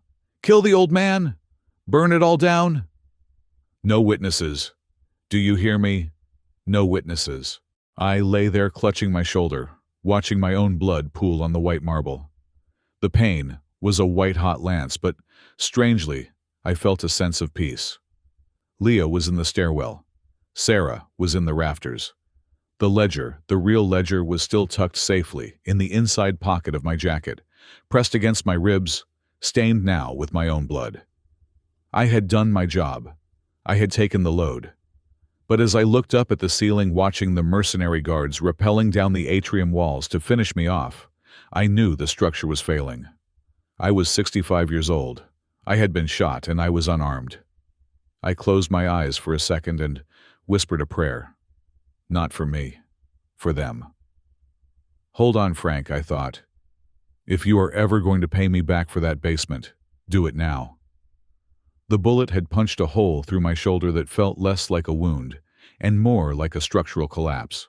I lay on the cold marble of the atrium floor, the breath driven from my lungs, staring up at the vaulted glass ceiling that was now spinning in a nauseating circle. My left arm was useless, a dead weight of burning nerve endings and warm flowing blood.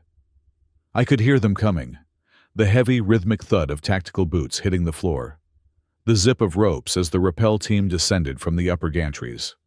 Thorne was screaming orders from the balcony, his voice cracking with the hysteria of a man watching his empire crumble, but refusing to accept the debris. Kill him. Burn it all down. No witnesses. I tried to push myself up with my good arm, but the floor was slick with my own blood. I slid back down, gritting my teeth so hard I thought I might crack a molar. I was 65 years old. I was an engineer, not a soldier.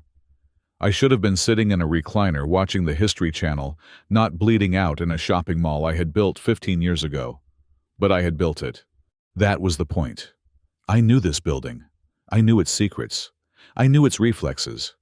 And I knew exactly where I was lying. I was 3 feet away from the central structural column of the atrium. To anyone else, it was just a decorative pillar wrapped in faux Roman stone. To me, it was the primary conduit for the fire suppression system. Earlier, when we were scrambling through the catwalks, I had taken a detour.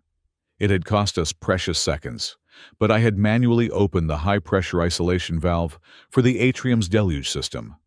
I had primed the cannon. All it needed was a spark. I dragged myself across the floor. It was an agonizing crawl. Every inch sent a fresh spike of white-hot lightning through my shoulder. My vision tunneled the edges, going gray.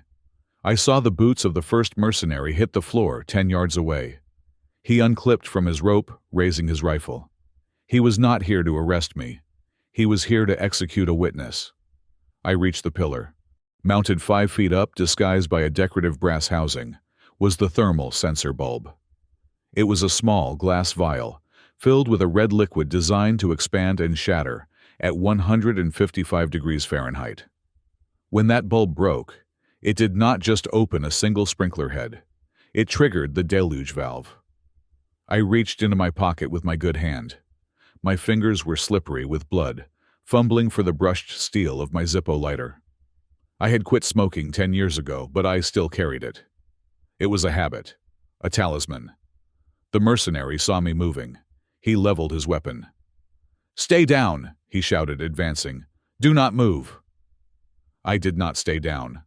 I flicked the wheel of the lighter. The flame sparked yellow and blue, dancing in the drafty air of the atrium. "What are you doing?" the mercenary yelled, confused. He was 5 steps away. I jammed the lighter up into the brass housing, holding the flame directly against the red glass bulb. 1 second. Drop it. 2 seconds. I saw the liquid in the bulb boil. Pop. It was a small sound, insignificant in the vast space. But what followed was the sound of God's own wrath. Roar. The release of the deluge system was instantaneous and violent. Thousands of gallons of water pressurized to 150 pounds per square inch erupted from the hidden nozzles in the ceiling truss, 60 feet above. This was not a gentle rain. This was a vertical river. This was designed to extinguish a chemical fire in seconds. The column of water hit the atrium floor with the force of a crashing wave. The sound was deafening, drowning out Thorne's screams, drowning out the gunfire, drowning out everything. Visibility dropped to zero. The air was instantly filled with a thick, choking mist of atomized water. And the floor. The atrium floor was polished Italian marble. Beautiful to look at, easy to clean, and lethal when wet. With thousands of gallons of water dumping onto it, that floor transformed instantly into a sheet of frictionless ice. The mercenary who was advancing on me lost his footing, as if the ground had been yanked out from under him. He went down hard, his rifle skittering away across the slick stone. His head cracked against the floor with a sickening thud. Behind him, the other two guards who had just landed tried to run toward me. Physics was not on their side.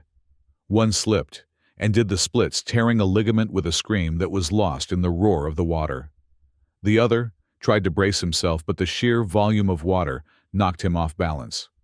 Then came the second phase of my trap. These men were wearing tactical communication gear, headsets, body cameras, electronic tasers. They were soaking wet in seconds. I heard the sizzle of short-circuiting electronics. The mercenary closest to me ripped his headset off, clawing at his ear, as the feedback loop shrieked into his auditory canal. Their coordination was gone. Their vision was gone. Their footing was gone. I was wet too. The water stung my wound, washing away the blood as fast as it flowed. But I was ready for it. I was already on the ground. I rolled. Using the slick floor to my advantage, I pushed off with my boots and slid like a hockey puck toward the concierge desk in the center of the atrium. It was a heavy, granite-topped fortress that offered cover from the water and the bullets. I slammed into the base of the desk, gasping for air. The roar of the water was slightly muffled here. I wiped the water from my eyes, shivering violently. Shock was setting in. I needed to end this. Something heavy hit the carpeted floor next to me. I flinched, looking up. High above, partially obscured by the mist, I saw a shadow on the lighting rig. It was Sarah. She had dropped something. I looked at the object. It was a Glock 17, black and lethal, lying in a puddle of water. I stared at it. I hated guns. I hated what they represented. I hated the ease with which they took a life. I was a builder. I created things. I did not destroy them. But tonight, the rules of my life had been suspended. Tonight I was not a builder. I was a grandfather. I reached out with my shaking right hand and picked up the weapon. It felt cold and heavy. I checked the chamber. Loaded. I do not use guns, I muttered to myself, the water dripping from my nose. I do not use guns. I gripped the handle tight. But today is an exception. I peered around the edge of the concierge desk. The atrium was a chaotic scene of flailing bodies and rushing water. The mercenaries were trying to crawl out of the deluge zone, slipping and cursing. But my eyes were not on them. My eyes were scanning the upper level. Thorne. He was still on the balcony, but he was moving. He was backing away from the railing, horrified by the chaos below. He realized his strike team had been neutralized by plumbing. He realized he was exposed. He turned and ran. Not toward the stairs. Not toward the exit. He ran toward the private executive elevator at the far end of the mezzanine. I knew exactly where that elevator went. It did not stop at the ground floor. It bypassed the mall entirely and descended straight to the sub-basement executive garage. It was his escape hatch. He had a car down there, probably the black van, or something faster. If he reached that garage, he would vanish. He would take his money, his contacts, and he would disappear to a non-extradition country. And the kids, the evidence. It would all be for nothing if the head of the snake slithered away. I grabbed the radio Sarah had given me. It was waterproof, thankfully. "Sarah!" I yelled over the roar of the water. Sarah, do you copy? Static hissed. Then her voice came through strained but clear. I see you, James. I see them. The kids are safe in the stairwell. Get them out, I ordered, struggling to my feet. The pain in my shoulder made the world sway, but I locked my knees. Take the east exit. It leads to the fire lane behind the cinema. It should be clear. What about you? Sarah asked. Thorn is running. I can try to cut him off, but I am 3 floors up. No, I said, stumbling toward the service stairwell door behind the desk. You get the kids to safety. That is the priority. I will handle Thorn. James, you are hurt. You cannot take him alone. I am not alone, I said, pushing the door open. The stairwell was dry and quiet, a stark contrast to the storm outside. I know where he is going, and I know the terrain. James. Go, Sarah, get Leo out. I clicked the radio off. I leaned against the concrete wall of the stairwell for a second, breathing hard. My jacket was soaked heavy with water and blood. I checked the bandage I had hastily applied to my shoulder, just a wad of napkins from the trash can taped down with electrical tape. It was soaking through. I had to move. Thorn was taking the elevator. It was a direct line, fast and smooth. He would be in the basement in 60 seconds. I was on the ground floor. I had to take the stairs, 2 flights down. I started to run. Every step sent a jolt of agony through my body. My vision swam. I stumbled, catching myself on the railing, leaving a bloody handprint on the metal. Come on, James, I told myself. You built these stairs. You calculated the rise and run. You know exactly how many steps there are. 44. Just 44 steps. I counted them as I descended. 1, 2, 3. I thought about Leo dangling over that railing. I thought about the files in the ledger, the names of the children who had been transferred. I thought about my wife who had passed away 3 years ago, and how she had made me promise to look after the family. I was failing her. I was dying in a stairwell while the man responsible for this nightmare rode a velvet-lined elevator to freedom. No.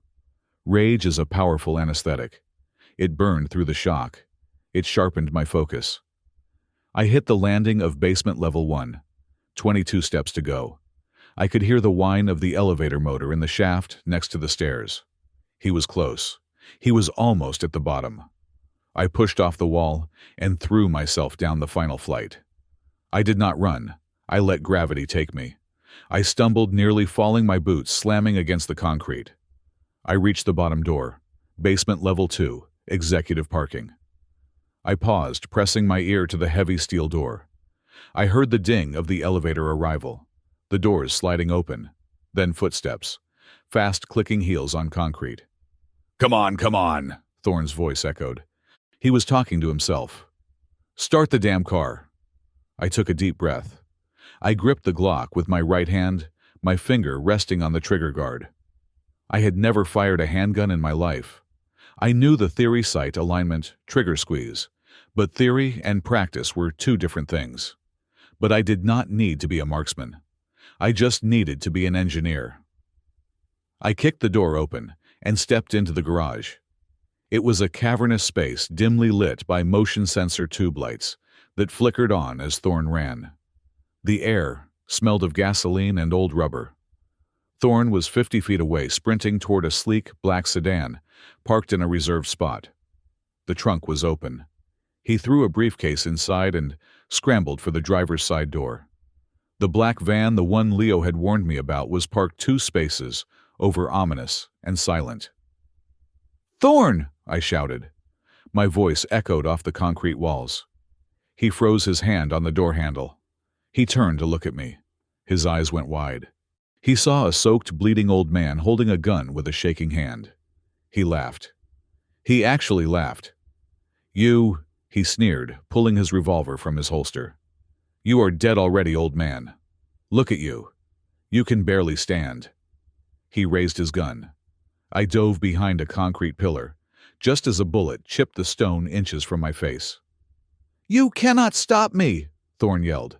I have money, I have passports, I am gone, and you are just a corpse waiting for the coroner. I heard his car door slam. The engine of the sedan roared to life.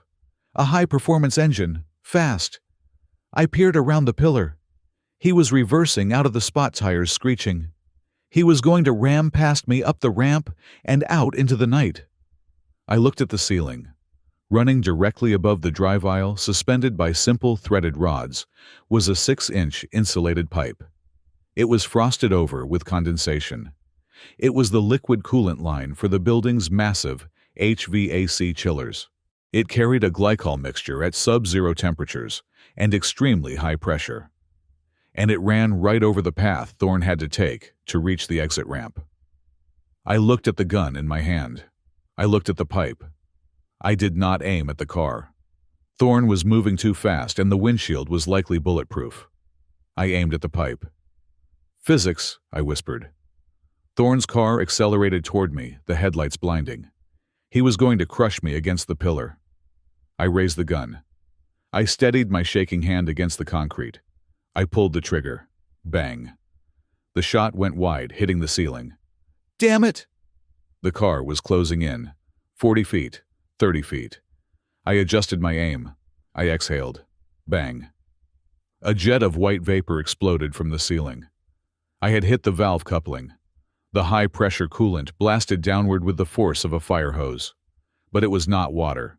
It was a freezing fog, instantly expanding, and dropping the ambient temperature in that immediate zone to 30 degrees below zero in a split second.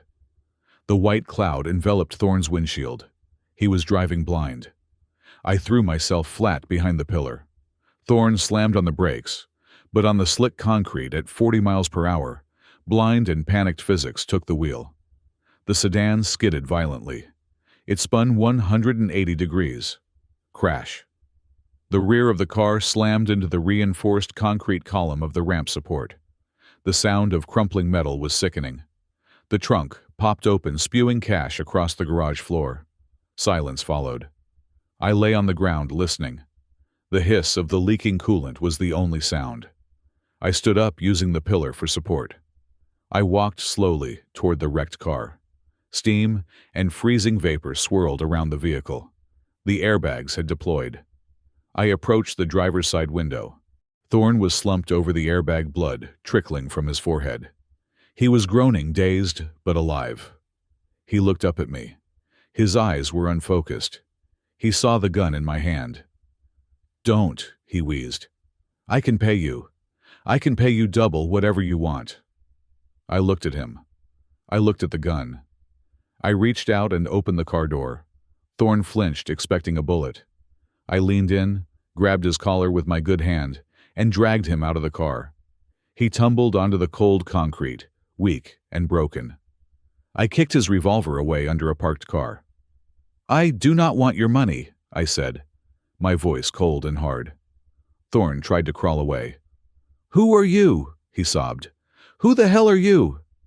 I stood over him, the freezing mist swirling around my legs. My shoulder was on fire. My energy was gone. But I was still standing. "I am the guy who poured the foundation you just crashed into," I said. "And I know exactly where the weak spots are." Thorn looked up at me, terror in his eyes. He opened his mouth to speak, but before he could, sirens began to wail.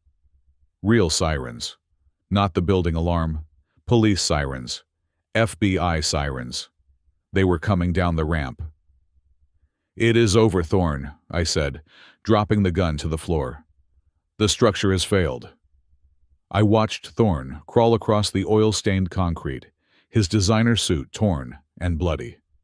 The freezing mist from the ruptured coolant line swirled around us like a theatrical fog, dropping the temperature in the garage, until my breath plumed white in the harsh fluorescent light.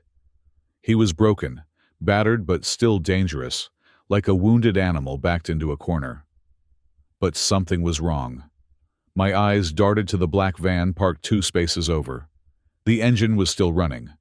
The driver's door was open, but the driver was gone, fled the moment the sedan crashed.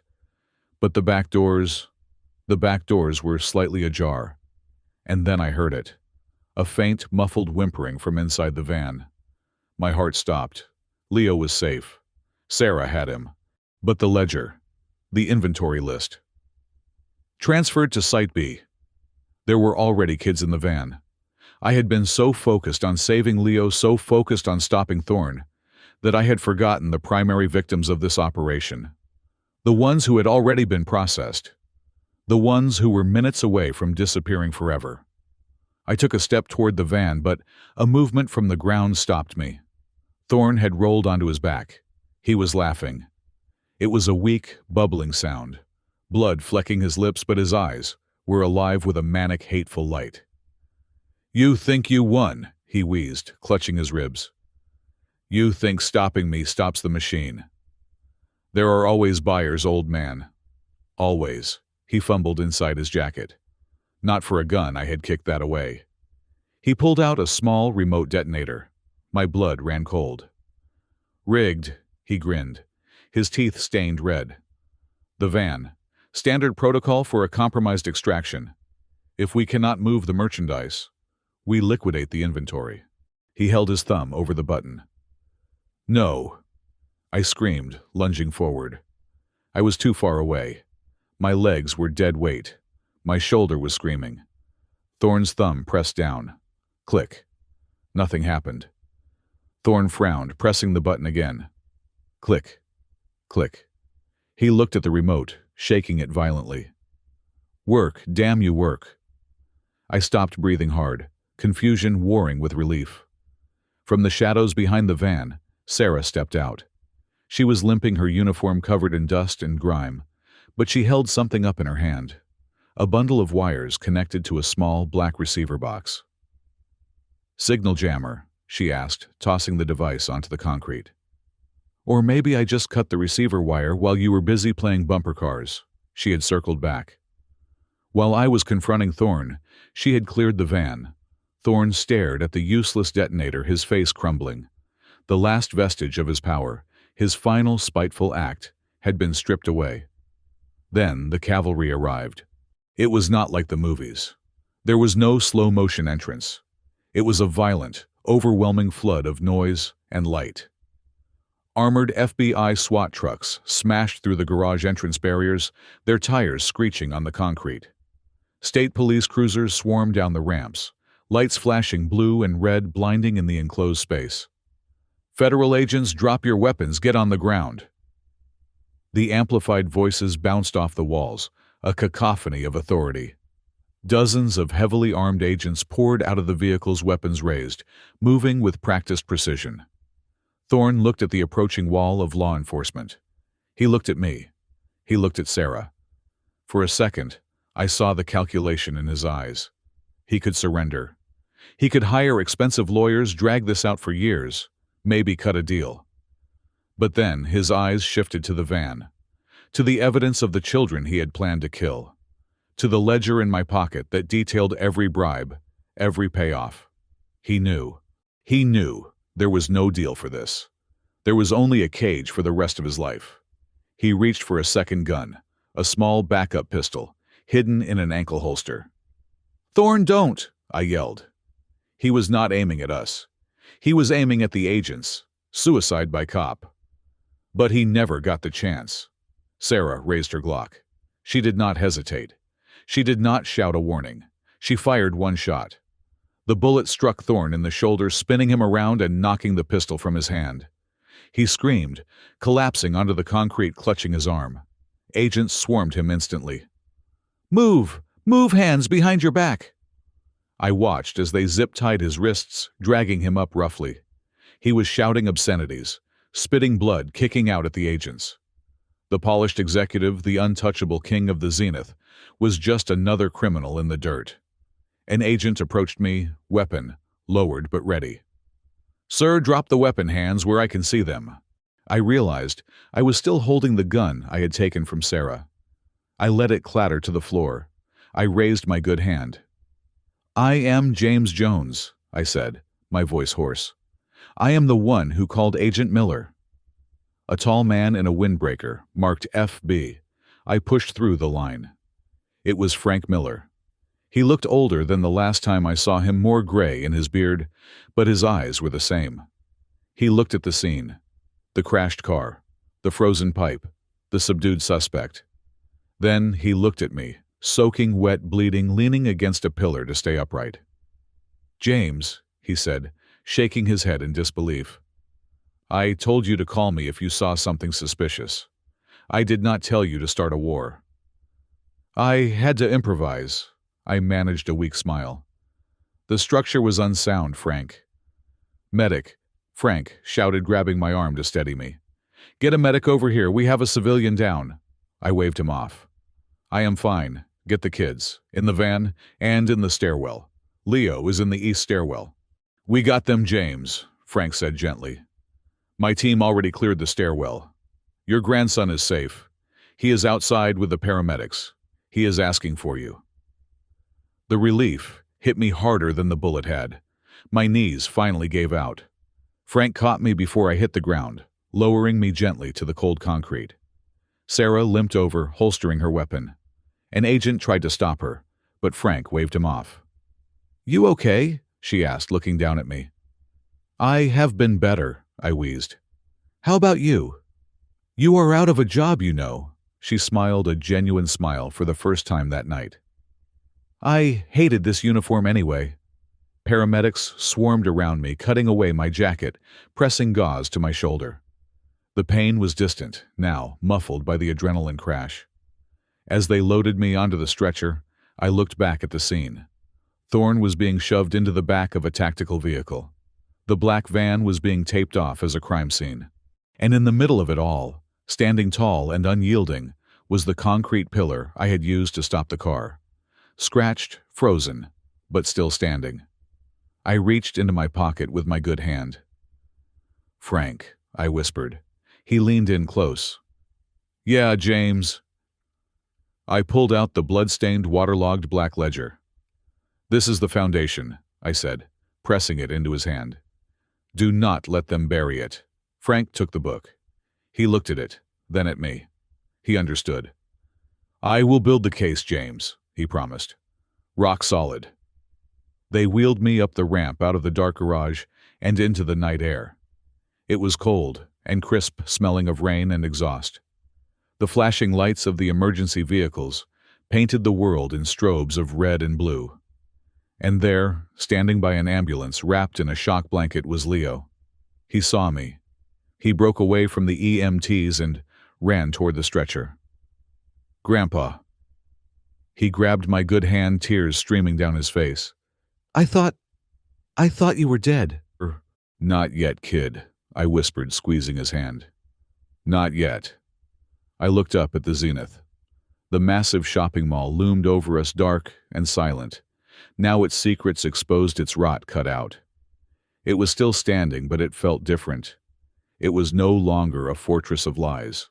It was just a building that had been broken, and now maybe could be fixed. But as the ambulance doors closed, shutting out the view, I knew the real work was just beginning. Thorne was caught, but the names in that ledger. That was a whole other demolition project, and I was just the man for the job. The doors of the ambulance slammed shut, sealing out the chaos of the flashing lights and the screaming sirens. For the first time in what felt like a lifetime, there was silence. It was just the rhythmic hum of the engine, the beep of the heart monitor attached to my chest, and the sound of my grandson breathing. Leo sat on the bench beside the stretcher, wrapped in a shock blanket that looked like crinkled tinfoil. He was still shaking, the adrenaline crash hitting him hard, but his hand was gripping mine with a strength that surprised me. He did not let go. Not when the paramedic inserted the IV line into my arm. Not when the ambulance hit a pothole that sent a jolt of fire through my shattered shoulder. He held on as if I were the only solid thing left in a world that had suddenly turned liquid and terrifying. I looked at him, seeing the dirt on his face, the tear tracks cutting through the grime, and the new hardness in his eyes. He looked older. Tonight had stolen his childhood, stripped away the innocence that says the world is safe and fair. I hated Thorne for that, more than I hated him for the bullet in my shoulder. You can heal a bone and you can stitch muscle, but you cannot stitch innocence back together once it has been torn. "I am sorry, Grandpa," Leo whispered, his voice cracking. "I am sorry I called you." I should have just run. Don't, I said, my voice raspy from the smoke and the pain. Do not ever say that. You called for backup. That is what smart men do when the structure is failing. You survived Leo. That is the only thing that matters. The recovery was slow. At 65, the body does not bounce back, it rebuilds brick by painful brick. I spent 2 weeks in the hospital and 3 months in physical therapy, learning how to use my left arm again. The bullet had missed the artery, but shattered the clavicle. I now have a titanium plate holding my shoulder together, a bit of structural reinforcement for the old building. But while I was healing, the legal system was tearing Thorne's empire apart. Frank Miller kept his word. The black ledger I had handed him in the garage became the blueprint for the largest federal corruption takedown in the state's history. It was not just a book of names, it was a map of the rot that had infested our city. It detailed the payoffs, the blackmail, and the human trafficking pipeline that Thorne had operated under the guise of legitimate security. 18 months later, I sat in the front row of the federal district court. My shoulder still ached when it rained, but I sat straight, wearing my best suit. I wanted Thorne to see me. I wanted him to know that the old engineer he had dismissed as garbage was the one watching his demolition. The courtroom was packed. Reporters lined the back walls, their pens scratching furiously on notepads. The story had exploded in the media: the kidnapping ring at the Zenith, the corrupt police chief, the grandfather who took down a paramilitary unit with a nail gun and a sprinkler system. They called me a hero. I did not feel like a hero. I felt like a man who had cleaned up a mess that should never have been allowed to pile up in the first place. When I took the stand, the defense attorney tried to paint me as a vigilante. He talked about the property damage. He talked about the unnecessary violence I had inflicted on Thorne's employees. I leaned into the microphone, looking the jury dead in the eye. I spent 40 years building foundations, I told them, my voice steady. I know the difference between a load-bearing wall and a facade. Your client built a facade of law and order to hide a dungeon. I did not destroy property. I performed an emergency demolition on a structure that was a threat to public safety. The jury deliberated for less than 4 hours. When the verdicts were read, the courtroom was silent enough to hear a pin drop. Marcus Thorne guilty on all counts: racketeering, kidnapping, conspiracy to commit murder, human trafficking. The judge, a stern woman who had clearly read every page of the Black Ledger, sentenced him to life in federal prison, without the possibility of parole. Thorne did not scream. He did not fight. He just slumped in his chair, a man whose currency had finally become worthless. But Thorne was just the beginning. Chief of Police Wilson, the man who was supposed to protect us, was sentenced to 25 years for corruption and obstruction of justice. 2 city councilmen, who had taken bribes to overlook zoning violations for Thorne's holding facilities, were indicted and stripped of their offices. The entire Viper security license was revoked, and the company was dissolved, its assets seized to pay restitution to the victims. It was a clean sweep, a total structural renovation of the city's justice system. And rising from the ashes of that corruption was Sarah. She had testified against Thorne with a clarity and precision that devastated the defense. She admitted her own complicity in staying silent for so long, but her actions that night, saving the children, taking down the guards, stopping Thorne, spoke louder than her past fears.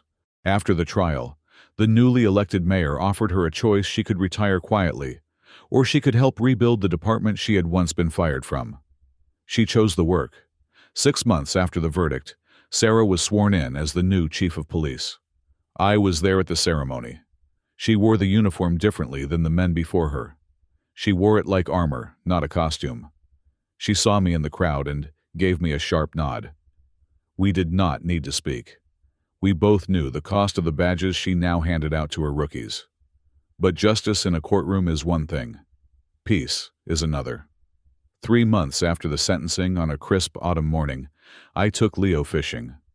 We drove out to a quiet lake deep in the mountains, far away from the city, far away from the malls and the noise. The water was like glass, reflecting the burning red and gold of the changing leaves. We sat on the end of a wooden dock, our lines cast out into the stillness. It was the kind of scene that belonged on a postcard, a grandfather and his grandson enjoying nature. But if you looked closer, you would see the cracks in the picture. I watched Leo out of the corner of my eye. He was 18 now, taller, broader in the shoulders. He was attending college in the fall, studying architecture. He wanted to build things just like me, but he was different. He did not sit with his back to the woods. He sat angled so he could see the tree line and the path leading to the dock. His tackle box was open, and sitting right on top, easily accessible, was a canister of military-grade pepper spray. He checked his phone not for games, but to ensure he had a signal. He was not paranoid. He was prepared. "You are checking the perimeter again," I said, softly, reeling in my line a few inches. Leo looked at me, a faint smile touching his lips. "Force of habit, Grandpa. You check the load paths. I check the exits." "It is a good habit," I said. "It keeps you alive." "Do you think about it?" he asked, looking down at the dark water. "Do you think about that night?" "Every day," I admitted. "I think about the moment I saw the van. I think about the moment the bullet hit me. But mostly, I think about the moment you called me." I set my rod down and turned to face him. "You know, Leo, when you are raising kids or grandkids, the world tells you to teach them manners. Teach them to be polite. Teach them to listen to adults. To do what they are told." I shook my head, the anger rising in me again, not hot like fire, but cold and hard like steel. "That is dangerous advice. Compliance is not a survival strategy.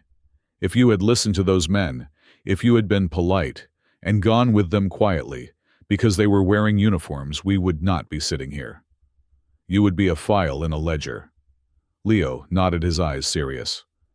"I learned that lesson." "Good," I said. "Because that is the legacy I am leaving you. Not just the money or the house or the blueprints. I am leaving you the doubt." I looked out at the lake, letting the philosophy I had forged in the fires of that night settle into words. Self-preservation is not selfishness, Leo. It is the highest form of responsibility. You cannot help anyone else if you are a victim.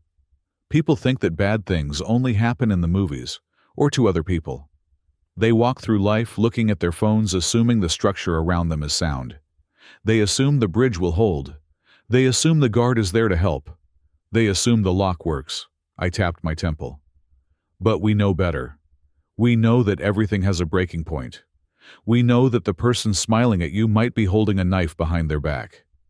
We know that a uniform can be bought. The world wants you to be a sheep, Leo. It is easier to manage sheep. But I want you to be the shepherd. And the shepherd has to be willing to fight the wolf. Leo picked up the pepper spray, weighing it in his hand. "I am not afraid, Grandpa. Not anymore. I see things differently now." "That is called wisdom," I said. "It comes at a high price, but it is worth it." We sat in silence for a while longer, watching the bobbers drift on the water. The sun was warm on our faces, chasing away the phantom chill of the freezer that sometimes woke me up at night. "Grandpa." "Yeah, kid." "Thanks for picking me up," he said. "And thanks for not parking near the fountain." I smiled, a genuine smile that reached my eyes. "I will always pick you up, Leo. No matter where, no matter when." I looked at him, a young man who had stared into the abyss and climbed back out. He was stronger than I had ever been at his age. He had learned the lesson that took me 65 years to fully understand. The world is a magnificent, complex structure.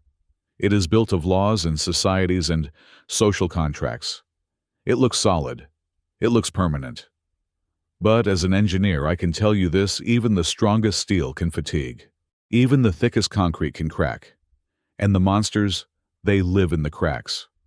So here is my final report to you. Do not be paranoid, but do not be blind. When your stomach tightens because a stranger stands too close, listen to it. When a situation feels wrong, even if you cannot explain why, leave. When authority demands your compliance, but your gut screams, danger, defy it. Teach your children to be kind, yes, but teach them to be fierce. Teach them that their voice is a weapon, and their instincts are their shield. We walk through this life thinking we are safe, protected by the invisible walls of civilization. But walls can be breached. The only thing that truly stands between you and the darkness is your own awareness. Never assume you are safe. Never assume the structure will hold. Always check the exit. Always watch the shadows. And if the time comes when you have to fight, you break the damn building if you have to. Because you are the most important structure in this world. Protect it. Thank you so much for listening to this story. It was a difficult journey to relive, but I believe these are lessons that need to be shared. I would love to know where you are listening from today. Are you safe at home on your commute, or maybe working a late shift like I used to? Please comment below and let me know. I read every single one. If you believe in the importance of self-protection and justice, please consider subscribing to Bittersweet Revenge, liking this video, and hitting that hype button. Your support helps these stories reach more people, and maybe, just maybe, it will help someone else recognize the danger before it's too late. Stay safe, stay alert, and trust your instincts.